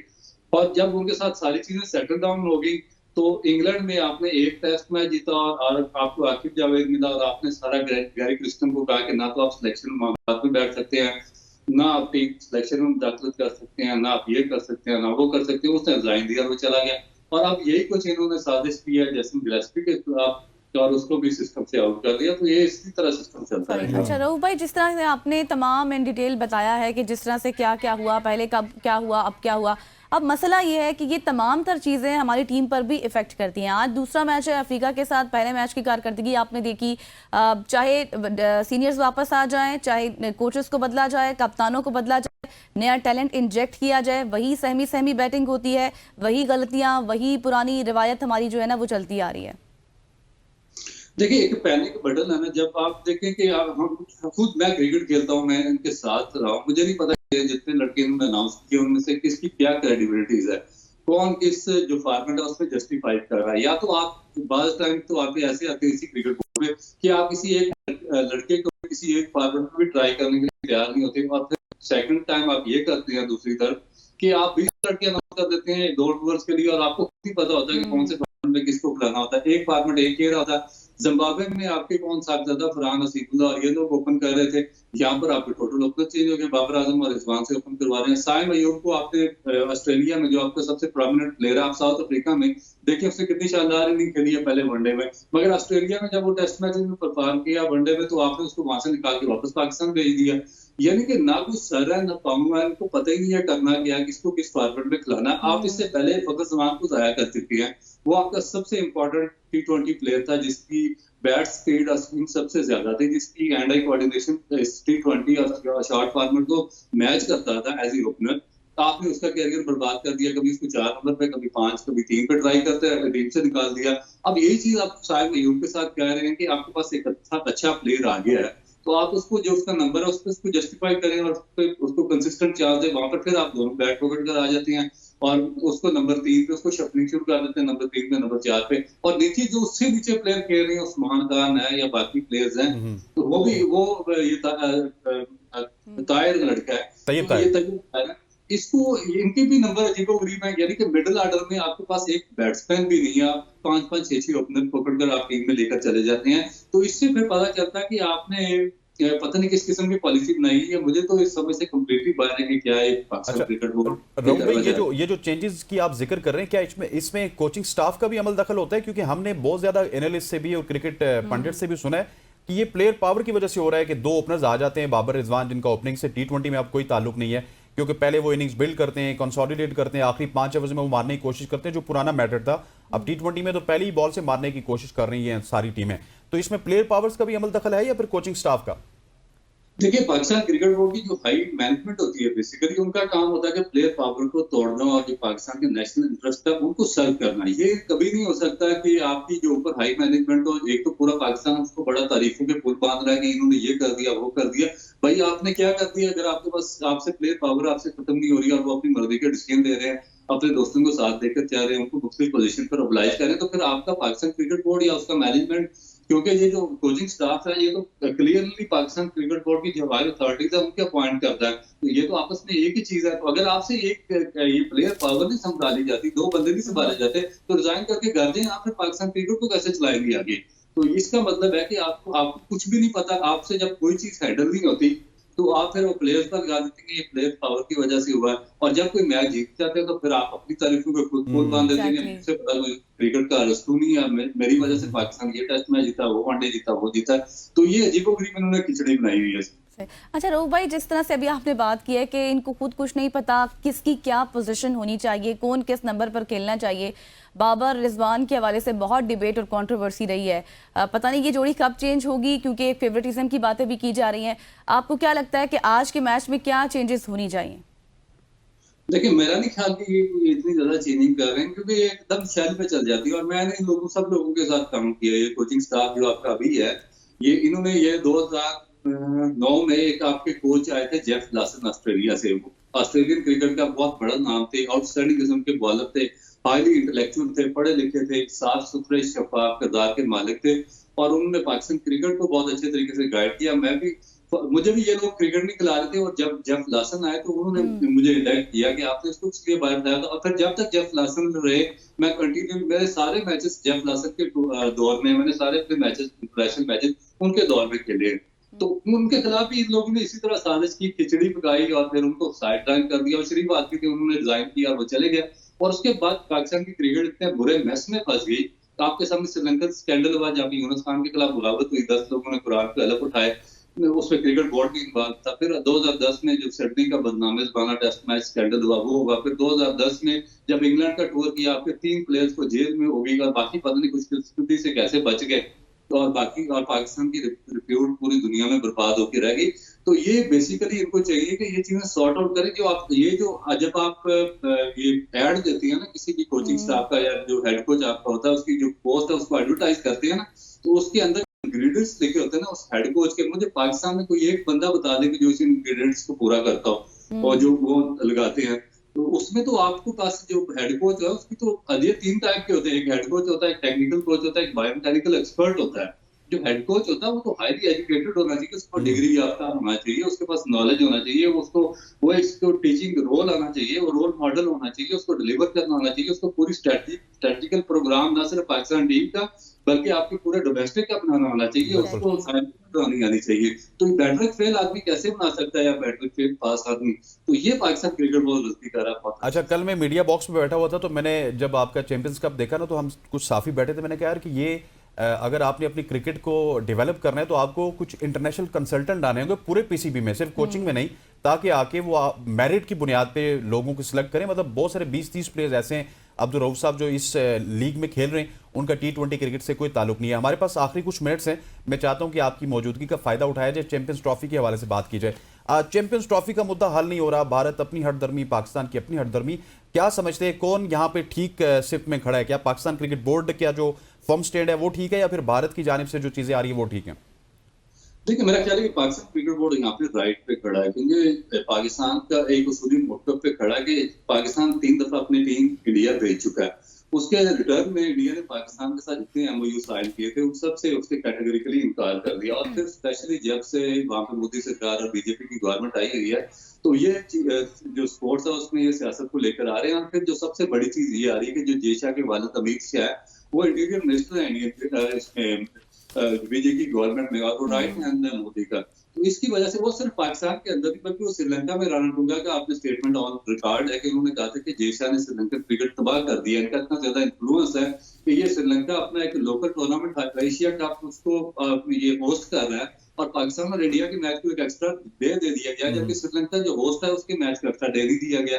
तो इस तरह के बहुत बड़े इल्जाम, कल भी संगीन इल्जाम सामने आ गए। और उसमें सबसे प्रॉब्लम ये हो रहा है कि इन्होंने जो अच्छी लॉबी की हुई है, जो 7 कंट्रीज है जिनके पास वोटिंग राइट है, तो उनमें इनकी अच्छी लॉबिंग है, जिस वजह से थोड़ा सा पाकिस्तान को पीछे जाना पड़ता है। और दूसरा पाकिस्तान, अब ये देखें ना कि हठधर्मी किस किस्म की इंडिया की जानिब से है कि अगर पाकिस्तान इंडिया सेमीफाइनल या फाइनल पे पहुंचता है चैंपियन ट्रॉफी के तो हम दुबई में खेलेंगे, और अगर पाकिस्तान अगले वर्ल्ड कप के सेमीफाइनल या फाइनल पे पहुंचता तो वो फाइनल इंडिया में खेलना पड़ेगा। तो ये तो एक बेसलेस चीज है। मेरा ख्याल है कि पाकिस्तान का मौक़िफ़ दुरुस्त था। सही, thank you so much. Abdul Rauf साहब हमारे साथ मौजूद थे और बात है जो इस वक्त चेंजेस हो रही हैं क्रिकेट टीम में, जो चैंपियंस ट्रॉफी के हवाले से मामलात हैं, कब ये हल होंगे नहीं पता। अब हम भी चाहते हैं कोई ना कोई फैसला आ जाए। यहाँ पर वक्त हो एक ब्रेक का, लेकिन ब्रेक के बाद हम बात करेंगे अजरा फारूक से, जो कि पाकिस्तान की खवातीन वॉलीबॉल टीम की कप्तान है। मज़े मज़े की उनसे आज हम बातें पूछने वाले हैं, तो आपको इंतज़ार करना होगा। Will be right back soon. Welcome back after the break. और जैसे ब्रेक से पहले मैंने आपको कहा था कि अजरा फारूक आज हमारे साथ मौजूद होंगी, पाकिस्तान की खवातीन वॉलीबॉल टीम की कप्तान। और पाकिस्तान की खवातीन वॉलीबॉल टीम की ये सिर्फ कप्तान ही नहीं है अजरा फारूक, और ना ही वो एक सिर्फ खिलाड़ी हैं, बल्कि वो बहुत ही होनहार और बहुत ही लायक खेलों की दुनिया में एक ऐसी कहानी है जो उनके जज्बे, मेहनत और कामयाबी की मिसाल पेश करती है। अजरा फारूक की अगर हम बात करें 2022 और 24 की, वो कौमी चैंपियनशिप में सबसे कीमती खिलाड़ी का एजाज हासिल कर चुकी हैं और हाल ही में मालदीव में एक बैनुल अक़वामी टूर्नामेंट में ये ट्रॉफी जीतने वाली पहली पाकिस्तानी खातून खिलाड़ी भी बन गई हैं। आइए अजरा फारूक के साथ उनकी जो सक्सेस है, उनकी जो स्ट्रगल है और खवातीन के खेलों में हुकूक के लिए उनकी जो काविशें हैं, उन हवाले से गुफ्तगू करते हैं। बिल्कुल ऐसी अजरा हमारे साथ मौजूद है। अजरा, थैंक यू सो मच। सबसे पहले आपको बहुत बहुत मुबारक, आपने मालदीव में पाकिस्तान का नाम रोशन किया। वॉलीबॉल पाकिस्तान में बहुत ज़्यादा पॉपुलर है और अगर मर्दों की बात की जाए तो उनमें तो बहुत ज़्यादा पॉपुलर है, लेकिन हमने जब आपकी कहानी सुनी, आपकी कहानी जब हमने सुनी तो हमने कहा कि इतनी टैलेंटेड खवातीन प्लेयर्स भी हमारे पास मौजूद हैं। अजरा बताइएगा कि ये कहाँ से आपकी ये कहानी स्टार्ट हुई वॉलीबॉल खेलने की? अस्सलाम वालेकुम, thank you so much for having me. तो मैंने अपना करियर स्टार्ट किया था मेरे स्कूल की टीम से। एंड उसके बाद मैंने कॉलेज और यूनिवर्सिटी की तरफ से खेला और फिर आस्ता आस्ता मैं पाकिस्तान टीम के लिए सिलेक्ट हुई थी और काफ़ी मतलब लंबी जर्नी रही है, लेकिन अच्छी रही है, सिंपल रही है, लेकिन काफ़ी ज़्यादा अल्लाह का शुक्र है कि इतनी ज़्यादा सक्सेस मिली है। अच्छा, असरा ये बताएं कि कितने टूर्नामेंट्स आप अभी तक खेल चुकी हैं और सबसे आपका हसीन जो एक्सपीरियंस था वो कौन सा था? पाकिस्तान के लिए तो मैं एक सैफ गेम्स खेली हूँ और उसके अलावा हम लोग लास्ट 1-2 साल में टर्की और इटली वगैरह गए हैं ट्रेनिंग टूर्स पर। बट जो मेरी अपनी पर्सनल बेस्ट अचीवमेंट थी वो मेरे मालदीव्स के लास्ट 2 टूर्नामेंट्स थे, जो कि लास्ट मेरा 2 मंथ्स पहले था। वहाँ पर मैं हम लोगों की टीम विनर हुई थी और मैं बेस्ट प्लेयर हुई थी वहाँ पर ओवरऑल टूर्नामेंट में। और एक टूर्नामेंट ये अभी रिसेंटली मैं खेल के आई हूँ लास्ट वीक, उसमें मेरी टीम रनर्स अप रही है और उसमें मैं टॉप 6 प्लेयर्स में मेरा रैंक आया। तो वो ये 2 टूर्नामेंट मेरी पर्सनल बेस्ट अचीवमेंट्स थी और ये काफ़ी अच्छे थे मेरे लिए। अच्छा अजरा, अगर वॉलीबॉल की बात की जाए तो पाकिस्तान में ये बहुत पॉपुलर गेम है और हर गली मोहल्ले में खेली जाती है। स्पेशली अगर नॉर्दर्न साइड की बात की जाए तो वहाँ पे बहुत ज़्यादा खेली जाती है। क्या समझती है कितना ज़्यादा पाकिस्तान में खवातीन के अगर टैलेंट की बात की जाए तो वो वॉलीबॉल में मौजूद है? पाकिस्तान में वुमेन्स का टैलेंट काफ़ी ज़्यादा है। लास्ट ईयर भी हम लोगों ने टैलेंट हंट के कुछ प्रोग्राम्स किए थे पाकिस्तान वॉलीबॉल फेडरेशन के साथ मिलकर। तो उसमें काफ़ी ज़्यादा टैलेंट सामने आया था। लेकिन जो बेसिक नीड है वो हमें ये है कि लॉन्ग टर्म कैंप्स वग़ैरह हमारे लगने चाहिए, जिसमें हम लोग 6 टू 7 मंथ्स लड़कियों को ट्रेनिंग दें और वो एक ट्रेनिंग करें प्रॉपर प्रोग्राम में पाकिस्तान स्पोर्ट्स बोर्ड के साथ मिलकर। और लंबे ट्रेनिंग कैंप्स की वज़ह से ही वो इम्प्रूव कर सकती है। टैलेंट नो डाउट है पाकिस्तान में, लेकिन अभी जो टाइम आ गया वो सिर्फ टैलेंट का नहीं है। टैलेंट को उसको आपने पॉलिश भी करना है, उसको ट्रेनिंग भी देनी है, तो एग्जैक्टली उसके बाद ही रिजल्ट्स आते हैं। अच्छा असरा, ये बताएं, बहुत सारे खेल्स हैं, फुटबॉल है, हॉकी है, बट वाई ओनली वॉलीबॉल? किससे इंस्पायर हुई और कैसे आप इस खेल में ही आगे आना आपको लगा कि मुझे अच्छा लग रहा है, मुझे इसी में जाना चाहिए? Actually I used to play football also, but मैंने आस्ता-आस्ता जब वॉलीबॉल में ज़्यादा इंटरेस्ट लिया और फिर मैंने इसके कुछ प्लेयर्स थे जो कि एक फ्रांस के एवन एनगेबेथ हैं और ब्राज़ील के कुछ प्लेयर्स हैं। जब मैं उनको यूट्यूब पे देखती थी तो मैं काफ़ी ज़्यादा इंस्पायर हुई थी। पाकिस्तान में तो एज़ सच ना उस टाइम इतनी कोई टीम थी, ना कोई प्लेयर्स थे वॉलीबॉल के। लेकिन मैं इंटरनेशनल वॉलीबॉल देखना शुरू किया और उससे मैं काफ़ी ज़्यादा इंस्पायर हुई और फिर मुझे बहुत ज़्यादा उसका शौक हुआ कि मैं स्टार्ट करूँ और खेलूँ। और आस्ता-आस्ता ये चीज़ पैशन में चेंज हुई और मैं काफ़ी ज़्यादा इसको आगे तक लेके आई थी। अच्छा अजरा, आप क्योंकि आपका इंटरनेशनल एक्सपोजर भी है, कहाँ पे आप देख रही हैं पाकिस्तान के वॉलीबॉल के जो प्लेयर्स हैं उनके पोटेंशियल को, और इंटरनेशनली जो प्लेयर्स हैं उनके पोटेंशियल में और हमारे पोटेंशियल जो प्लेयर्स हैं उनके पोटेंशियल में क्या डिफरेंस है, मेन डिफरेंस जो कि हमें पूरा करना चाहिए? फर्स्ट ऑफ ऑल तो पाकिस्तान का जो इस टाइम मतलब वुमेन्स वॉलीबॉल का लेवल है वो एशिया में भी इतने अच्छे प्लेटफॉर्म पे नहीं पहुंचे हम लोग। तो मैं अगर सिर्फ एशिया एशिया की ही बात करूं तो पाकिस्तान को सबसे पहले तो ट्रेनिंग कैंप्स, जो कि मैं पहले भी बता चुकी हूं, अगर वो रेगुलर रहे तो हम एशिया में कुछ कर सकते हैं। लेकिन एशिया में जापान और चाइना, थाईलैंड, ये बहुत बड़ी टीम्स हैं और इन तक पहुंचने के लिए हमें कम से कम 5 से 10 साल लग सकते हैं अगर हम अच्छे प्रोग्राम्स और इंटरनेशनल कोचेस मिलें और टैलेंट हंट के कुछ और प्रोग्राम्स हो, तो पाकिस्तान उस लेवल को अचीव कर सकती है। लेकिन अगर हम बात करें कि हमने कम्पीट करना है यूरोप वगैरह के साथ और ओलंपिक लेवल पर, तो वो चीज़ अभी पाकिस्तान के लिए पॉसिबल नहीं है और उसके लिए पाकिस्तान की वुमेन्स वॉलीबॉल टीम को काफ़ी ज़्यादा मेहनत करनी पड़ेगी और काफ़ी साल लग सकते हैं और वो उसमें। क्या पॉइंट्स हैं कि जहाँ पे आपको उस लेवल पे मेहनत करनी है कि आप यूरोपियन टीम्स को या फिर इंटरनेशनल टीम्स को compete कर देखिए, सके कुछ? फर्स्ट ऑफ ऑल तो फैसिलिटीज़ आ जाती हैं। पाकिस्तान में इतनी ज़्यादा फैसिलिटीज़ नहीं है कि वुमेन्स को all around the ear training camp मिले। फिर उसके बाद इतने क्वालिफाइड कोचेज़ नहीं हैं कि पाकिस्तान को वो क्वालिटी ट्रेनिंग मिले। वॉलीबॉल एक बहुत ज़्यादा टेक्निकल स्पोर्ट्स है जिसमें आपको बेसिक ग्रास रूट लेवल पे ही बच्चों को वो चीज़ें सिखानी होती है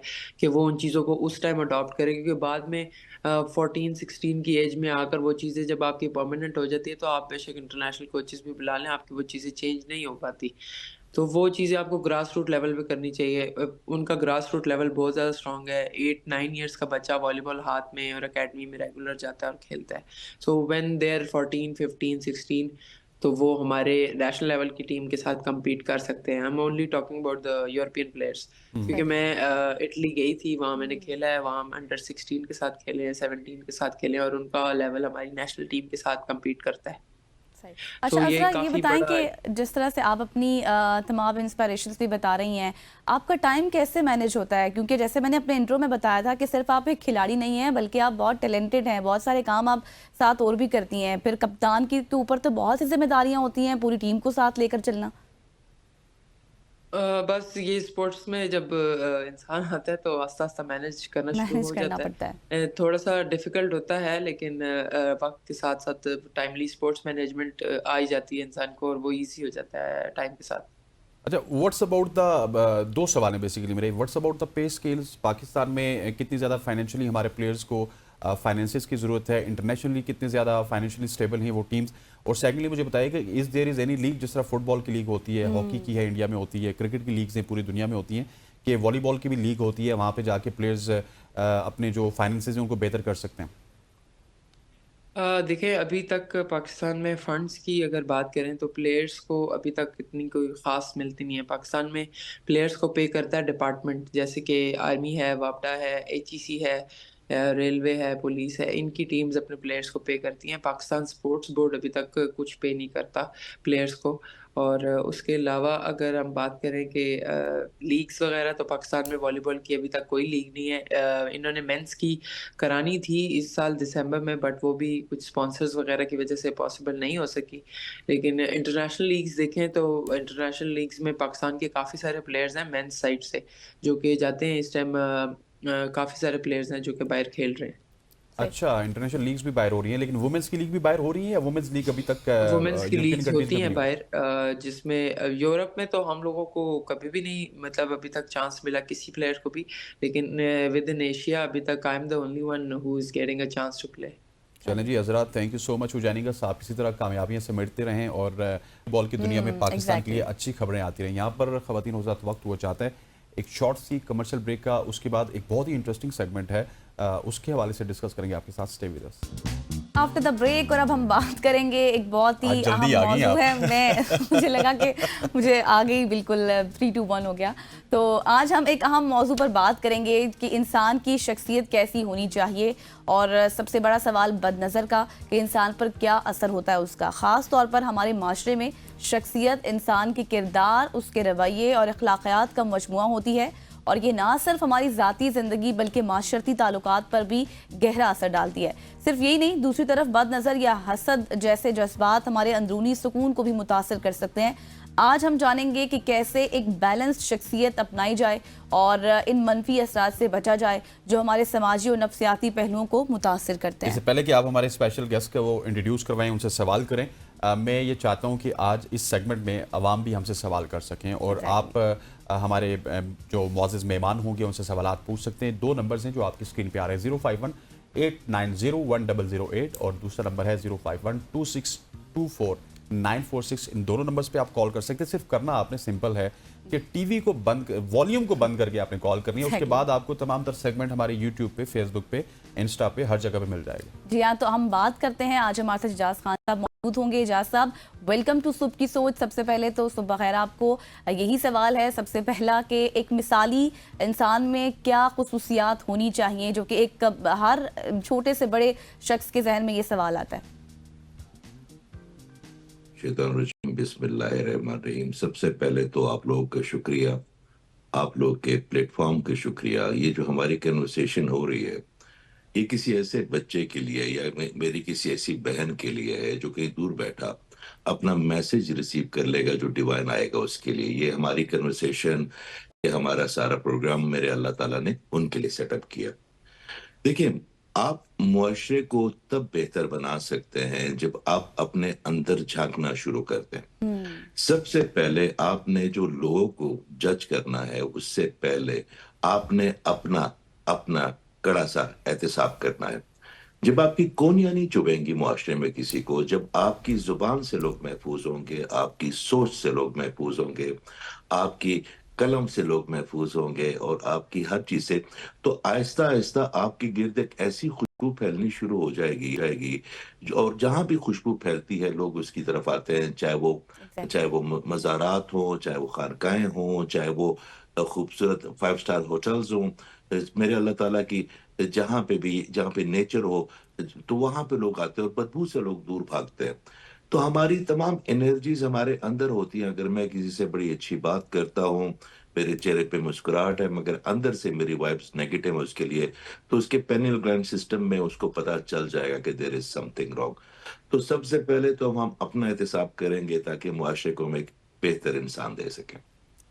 अच्छा एजाज साहब, मुझे ये बताइएगा कि अगर पाकिस्तानी मुआशरे की बात की जाए तो स्पेशली यहाँ पे शख्सियत के ऊपर उस तरह से काम नहीं होता और ना ही बच्चों की ट्रेनिंग होती है जब वो छोटे होते हैं। कोई उनको मतलब बस वो क्या कहते होते हैं कि डिफ़ॉल्ट पे सिस्टम चल रहा होता है, उसी पे वो ग्रो होते हैं और वो उनकी शख्सियत का हिस्सा बन जाती हैं, उनकी छोटी छोटी खराबियाँ।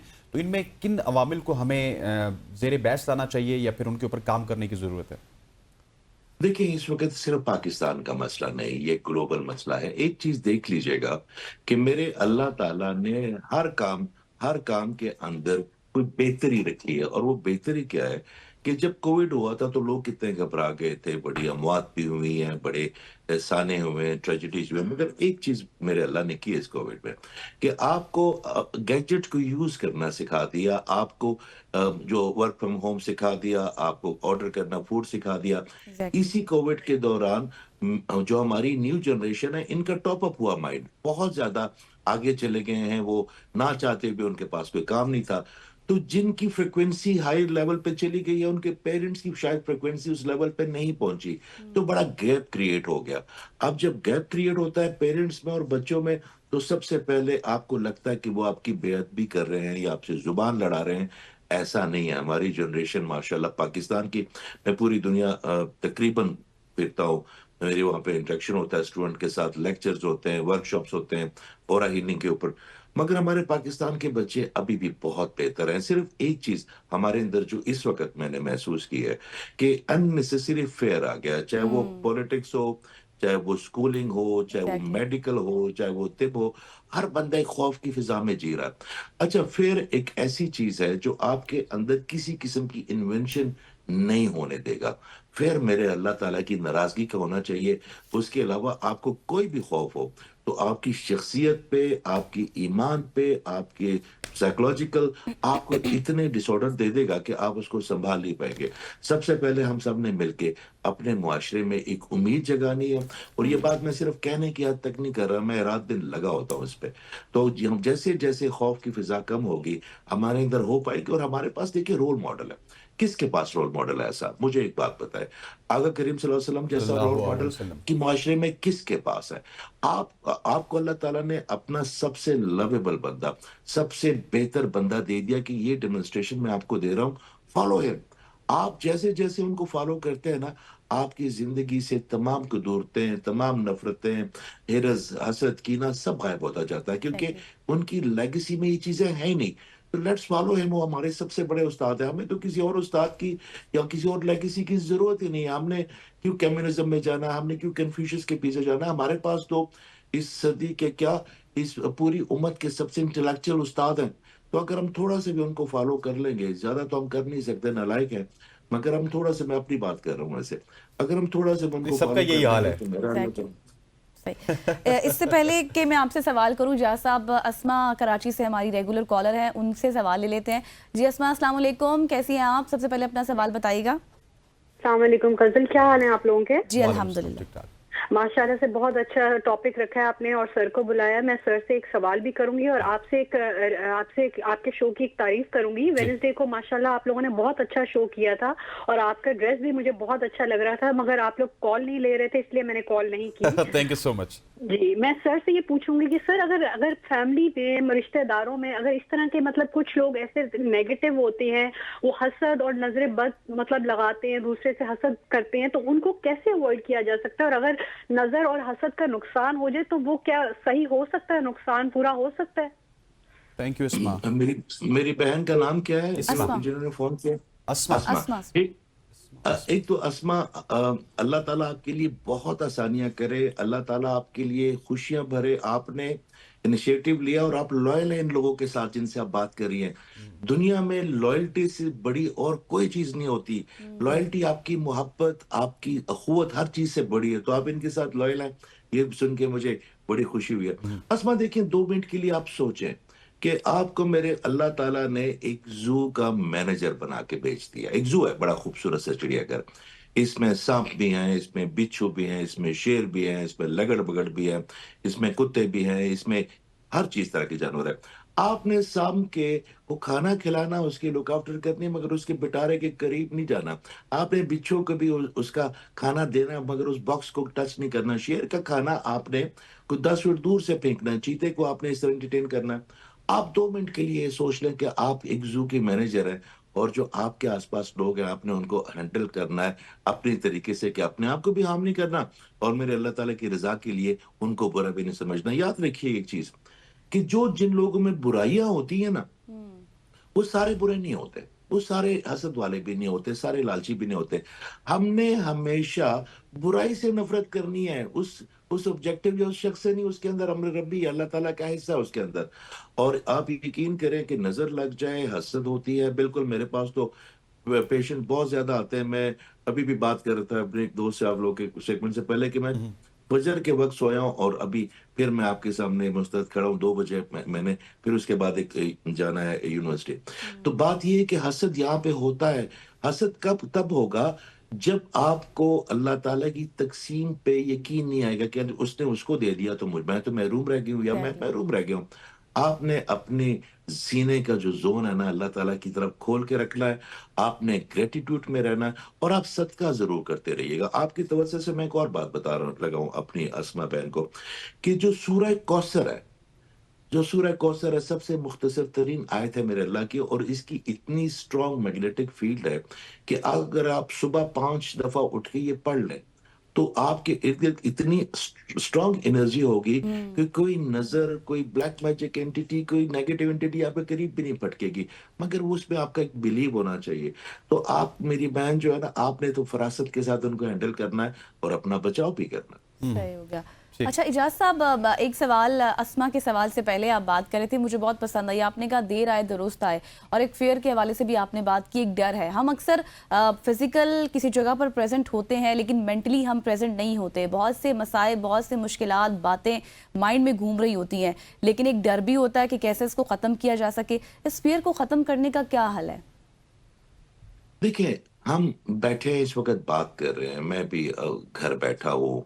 आप लोग एक बड़े खूबसूरत से स्टूडियो में बैठे होंगे जिसमें माइक्स लगे होंगे, कैमरे लगे होंगे, कोई कॉफी पी रहा होगा कोई, और हम कितने रिलैक्स होके वहां से मगर अभी अगर आपको खबर आ जाए कि कोई ऐसी गैस लीक हो गई है जिससे ऑक्सीजन खत्म हो रही है, या कोई ऐसी चीज आ गई है, कोई जानवर आ गया, या कोई ऐसी चीज स्टूडियो में घुस आई है, या कोई भी इस तरह के, तो आपकी जितनी भी इंटेलेक्चुअल पन है, आपकी जितनी भी जाजिबियत है, आपकी जितने सोफिस्टिकेशन जो है ना, वो सारे मोरल्स जो है ना, वो सारे खत्म हो जाएंगे। फिर एक वाहिद ऐसा इमोशन है कि जो अपने साथ किसी और इमोशन को जगह नहीं देता। आपके अंदर मोहब्बत है ना, तो उसके अंदर आपको मोहब्बत में आपके अंदर लाड भी होगा, शरारतें भी होंगी, खूबसूरती भी होगी, दुख भी होगा, सैडनेस भी होगी, हर चीज, हर इमोशन होगा। मगर फिर वाहिद ऐसे इमोशन है कि जिसके साथ आप कोई और इमोशन महसूस ही नहीं कर सकते। तो फिर तो है मेरे अल्लाह ताला की डर का होना चाहिए। मैं फिर कह रहा हूँ, आपके मुआशरे में डॉक्टर के पास आप जाते हैं, उसको पता है कि भाई ये पैसे तब देगा जब मैं इसको फेयर में लेके आऊंगा। आप किसी आमिल के पास जाते हैं, वो जब तक 2 सास बहू नंदों को आपस में लड़ा नहीं देता, उसको पता है मेरे तो घर नहीं चल रहा। उसका तवक्कल आप पे है, उसका तवक्कल मेरे अल्लाह पे नहीं है। अगर आप किसी भी मुआशरे में जाते हैं, स्कूलिंग में चले जाए, वो कहेंगे वो आपका बच्चा जो है ना, मैं तो अक्सर जाता हूँ, वो कहता है आपका बच्चा तो नालायक होके ना ये फारिग हो जाएगा। बंदा पूछे कि आप इसके राज़िक हो? राज़िक तो मेरा अल्लाह है। आप लोग कैसे करते थे कि अगर ये हमारे इंस्टीट्यूट में नहीं पढ़ा तो इसका फ्यूचर भी क्या? बड़े ऐसे बच्चे हैं जो स्पोर्ट्स में अच्छे हैं, कुछ किसी चीज में अच्छे हैं, बहुत अल्लाह ताला ने उनके अलग अलग रास्ते बनाए। तो बच्चों का रास्ता, अगर कोई बच्चा एजुकेशन में नहीं अच्छा तो अल्लाह ने किसी और चीज में अच्छा किया होगा। अल्लाह ताला ने अपनी दुनिया चलानी है। हम ये ठेकेदार बन गए हर चीज का और फटाफट ये कहते हैं कि ये हो जाएगा आपके साथ, बस ये हो जाएगा। अगर आपने मेरी बात नहीं सुनी, आप किसी की ना सुने, आप अपने आप की सुने और आप अपने अल्लाह की सुने। यकीन करें, फेयर एक ऐसी प्रोडक्ट है जो सिर्फ शैतान क्रिएट करता है। मेरे अल्लाह ताला की तो प्रोडक्ट ही नहीं है। मायूसी, फिर, हसद, ये सब कुछ मेरे अल्लाह ताला की प्रोडक्ट नहीं है, ये शैतान की प्रोडक्ट है। आप सिर्फ बिलीव करना शुरू कर देना मेरे अल्लाह पे, फिर आपके करीब भी नहीं फटकेगा। अच्छा इजाज साहब, एक सवाल जो कि जब हम जो भी इस तरह का सेगमेंट करते हैं, हमारे पास बहुत सारे लोग आते हैं, उनकी कॉल्स आती हैं, तो उनका सवाल हमेशा से मैंने सुना तो वो ये बात करते हैं कि हमारे ऊपर बंदिश है, हमारे काम नहीं हो रहे, हमारी शादियां नहीं हो रही, रिश्ते आते हैं लेकिन आगे बात नहीं बनती। तो इस हवाले से नजरे बद कह देते हैं। फिर जैसे कि अभी अस्मा ने भी पूछा था, तो इस हवाले से क्या कोई अमल करना चाहिए, क्या इसका हल होगा? या फिर हमें पहले, सॉरी मैं थोड़ा सा ऐड करना चाहूंगा कि हमें पहले अपनी सराउंडिंग्स की तरफ भी देखना चाहिए कि हमने कौन सी तब्दीली की है इजाज साहब, कि जिसकी वजह से ये गलती है। मैं तो आपको बड़ी रियलिस्टिक और बड़ी साइंटिफिक वजह बता सकूंगा। वो अगर वो जो बाकी लोग बताते हैं अलूम के ये अमल करें और इस तरह करें, मिर्चे वाले, I don't believe on these things. ठीक है, मेरा बिलीव अपने अल्लाह पे है। देखिए आपकी पहले ये सोचें, अगर मेरा एक दोस्त कल डॉक्टर से बात कर रहा था तो डॉक्टर से कहते जी स्ट्रेस नहीं लेना, फिर उसने दूसरे को स्ट्रेस नहीं लेना, तो मैंने कहा इस बंदे से पूछो कि कैसे कैसे कैसे स्ट्रेस नहीं लेना, कैसे नहीं लेना, कोई वजह भी तो, रीजन भी तो, how we can get away from the stress. तो आपको बंदिश पहले समझाता हूं कि बंदिश होती क्या है। जो लोग, अक्सर हमारी बच्चियां बहुत खूबसूरत होती हैं, बड़ी पढ़ी लिखी होती हैं, मगर जब लोग उनको आते हैं तो वो उनको पसंद नहीं करते, वो बेचारी हर्ट हो जाती है। उसकी आपको वजह बताता हूँ। आपकी बॉडी मुख्तलिफ एनर्जीज बनाती है, मैनेजमेंट की अलग बनाती है, फाइनेंस की अलग बनाती है, अट्रैक्शन की अलग बनाती है, मोहब्बतों की अलग बनाती है, बोलने की अलग बनाती है, पहचान की अलग बनाती है, और अल्लाह से कनेक्शन की अलग बनाती है। ये 7 चैनल ऑफ एनर्जीज हमारे, और ये फिर कन्फ्लिक्ट होते हैं आपके ऑरे में।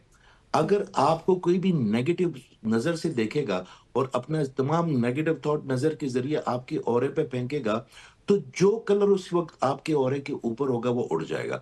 तो अगर वो फेमिनिज्म का कलर हुआ, अगर वो अट्रैक्शन का कलर हुआ, तो वो फीलिंग्स ही आप नहीं दे पाएंगी मुआशरे को या लोगों को, तो आपकी बंदिश लग गई ना। आप ये देखिएगा कि खूबसूरती में और अट्रैक्शन में बड़ा जमीन आसमान का फर्क है। कुछ लोग होते हैं they are very good looking, मगर वो अट्रैक्टिव नहीं होते क्योंकि उनके अंदर वो एनर्जी नहीं होती। और कुछ लोग होते हैं वो बिल्कुल आम से होते हैं, मगर सब उनको देखते हैं, ताजीम करते हैं, पसंद करते हैं, मोहब्बत करते हैं। तो बंदिश तब होगी जब इवल आई एंटिटी आपको हिट करेगी, आपके उस चैनल को। उसको खत्म कैसे किया जा सकता है? यस, उसके अगर सब तो मकतबा फिक्र एक हो सकता है, बड़े हमारे क्रिश्चियन भाई हों, हमारे सरदार भाई हों, हम तो बात करेंगे पूरी। तो अगर देखें जो अगर मुस्लिम कम्युनिटी, उनके लिए तो अल्लाह ताला ने बड़ा आसान रखा हुआ। मैंने पहले कहा कि आप सूरह कौसर पढ़ लें, आप वजू का पानी थोड़ा सा लेके उसको मिक्स करें और उससे नहा लें, तो आपकी नजर के आपकी ब्लैक मैजिक एंटिटी से भी आपकी जान छूट जाती है। अगर ऐसे लोग हैं जो कि नहीं मानते, तो उनको चाहिए कि वो, अल्लाह ताला तो रब्बुल आलमीन है ना, और सिर्फ रब्बुल मुस्लिमीन तो नहीं है, तो उनके लिए भी हमने बात करनी है। देखिए वो जो लोग नहीं मानते वो उनका जाने और उनका अल्लाह जाने। हमने उनको अपनी मोहब्बत की आगोश में रखना। इंसान है, वो भी अल्लाह ताला की पेंटिंग है। तो फिर वो नेचर में जाएंगे, वो अपने जो डिसेबल्ड बच्चे हैं उनके साथ टाइम गुजारेंगे, बुजुर्गों के साथ टाइम गुजारेंगे, और लोगों को सदका करेंगे, खाना खिलाएंगे। खाना खिलाने से और सदका करने से आपकी ईवल एंटिटी बहुत जल्दी ब्रेक हो जाती है। आपका सिर्फ ये प्लेसिबो इफेक्ट होता है, आपको बिलीव करना है कि मैं ठीक हो रहा हूँ, और आप यकीन करें आप घंटों में नहीं मगर दिनों में जरूर ठीक हो जाते हैं। अच्छा इजाज साहब, मुझे शॉर्टली बताइएगा, वक्त हमारे पास कम है, कि हमारी जो पाकिस्तान है, यहाँ पे बहुत सारे लोग हैं जो गलती करते हैं तो उस गलती का एतराफ़ नहीं करते, बल्कि उसको दूसरे पे डाल देते हैं। ये इसकी वजह से हुआ, ये फलाने, ये कि एक्सीडेंट की मिसाल लेने तो नहीं, वो तेज़ आ रहा था, मैं तो बिल्कुल आराम से आ रहा था। तो ये भी क्या कोई शख्सियत का असर होता है, या शख्सियत की पहचान यहाँ से हो सकती है? देखिए, जब तक हम मुआशरे में ना माफ करना नहीं सिखाएंगे ना एक दूसरे को। हमारे आका करीम ने क्या किया? जब उन्होंने फतह मक्का किया, क्या किया? सबसे बड़ी पैगाम क्या दिया उन्होंने? आप माफी कर दिया ना। जिन्होंने उनको तंग किया सारे दिन, जिन्होंने उनको इजाई दी, उनको, कायनात के मालिक को, उन्होंने उनको माफ कर दिया। हम ना अपने आप को माफ कर पाते हैं, ना हम दूसरों को माफ करने पाते हैं। देखिए, अपने आप को माफ करना सबसे बड़ा आर्ट है। हमने अपने अंदर अपने लिए इतने नोकीले जो है ना वो नाखून बनाए होते हैं या पंजे गाड़े होते हैं कि हम अपने आप को नहीं माफ करते तो दूसरों को भी नहीं करते। जब हमें पार्डन करना आ गया ना, हमें माफ करना आ गया ना, तो इस मुआशरे में हमें किसी की गलती लगेगी ही नहीं। सही, thank you so much. Ijaz साहब हमारे साथ मौजूद थे। और जिस अच्छा नहीं, एक मिनट इजाज साहब, एक कॉलर है, पहले उनको ले लेते। सॉरी गजल। सदाकत साहब जी, सदाकत साहब जल्दी से सवाल कीजिएगा, हमारे पास वक्त कम है। मेरा ये सवाल कि ना, जी हेलो, जी सवाल कीजिएगा। सवाल ये है कि अक्सर मुझे खौफ होता है। वो खौफ जो आपको होता है, वो अगर आपने हमारा प्रोग्राम थोड़ा सा पीछे करके देखेंगे हाँ, तो वो आपको एग्जैक्टली खौफ वो जरूर उसका मिल सवाल जाएगा। का जवाब उसका- इजाज साहब दे चुके हैं। एग्जैक्टली। तो आप जरूर सुन लीजिएगा। अब आप इजाज साहब का शुक्रिया अदा कर थैंक सकते यू सो मच इजाज साहब, हमारे साथ मौजूद थे और जिस तरह से आपने एक नौजवान नस्ल को मैसेज दिया, हमें बहुत कुछ मिला। यकीनी तौर पर जो हमें सुन रहे थे, देख रहे थे, उनको बहुत से मसाइब का अपना जो हल है वो मिल गया होगा। बिल्कुल ऐसी है ख़वातीन हज़रात। हम उम्मीद करते हैं कि आज की सोच आपको पसंद आई होगी। हमने डिफरेंट सेगमेंट्स के हवाले से बात की। इंशाल्लाह आपसे अब मंडे को मुलाकात होगी। उससे पहले मुझे गज़ल को और हमारी पूरी प्रोडक्शन टीम को इजाज़त दीजिए। अल्लाह हाफ़िज़। अल्लाह हाफिज।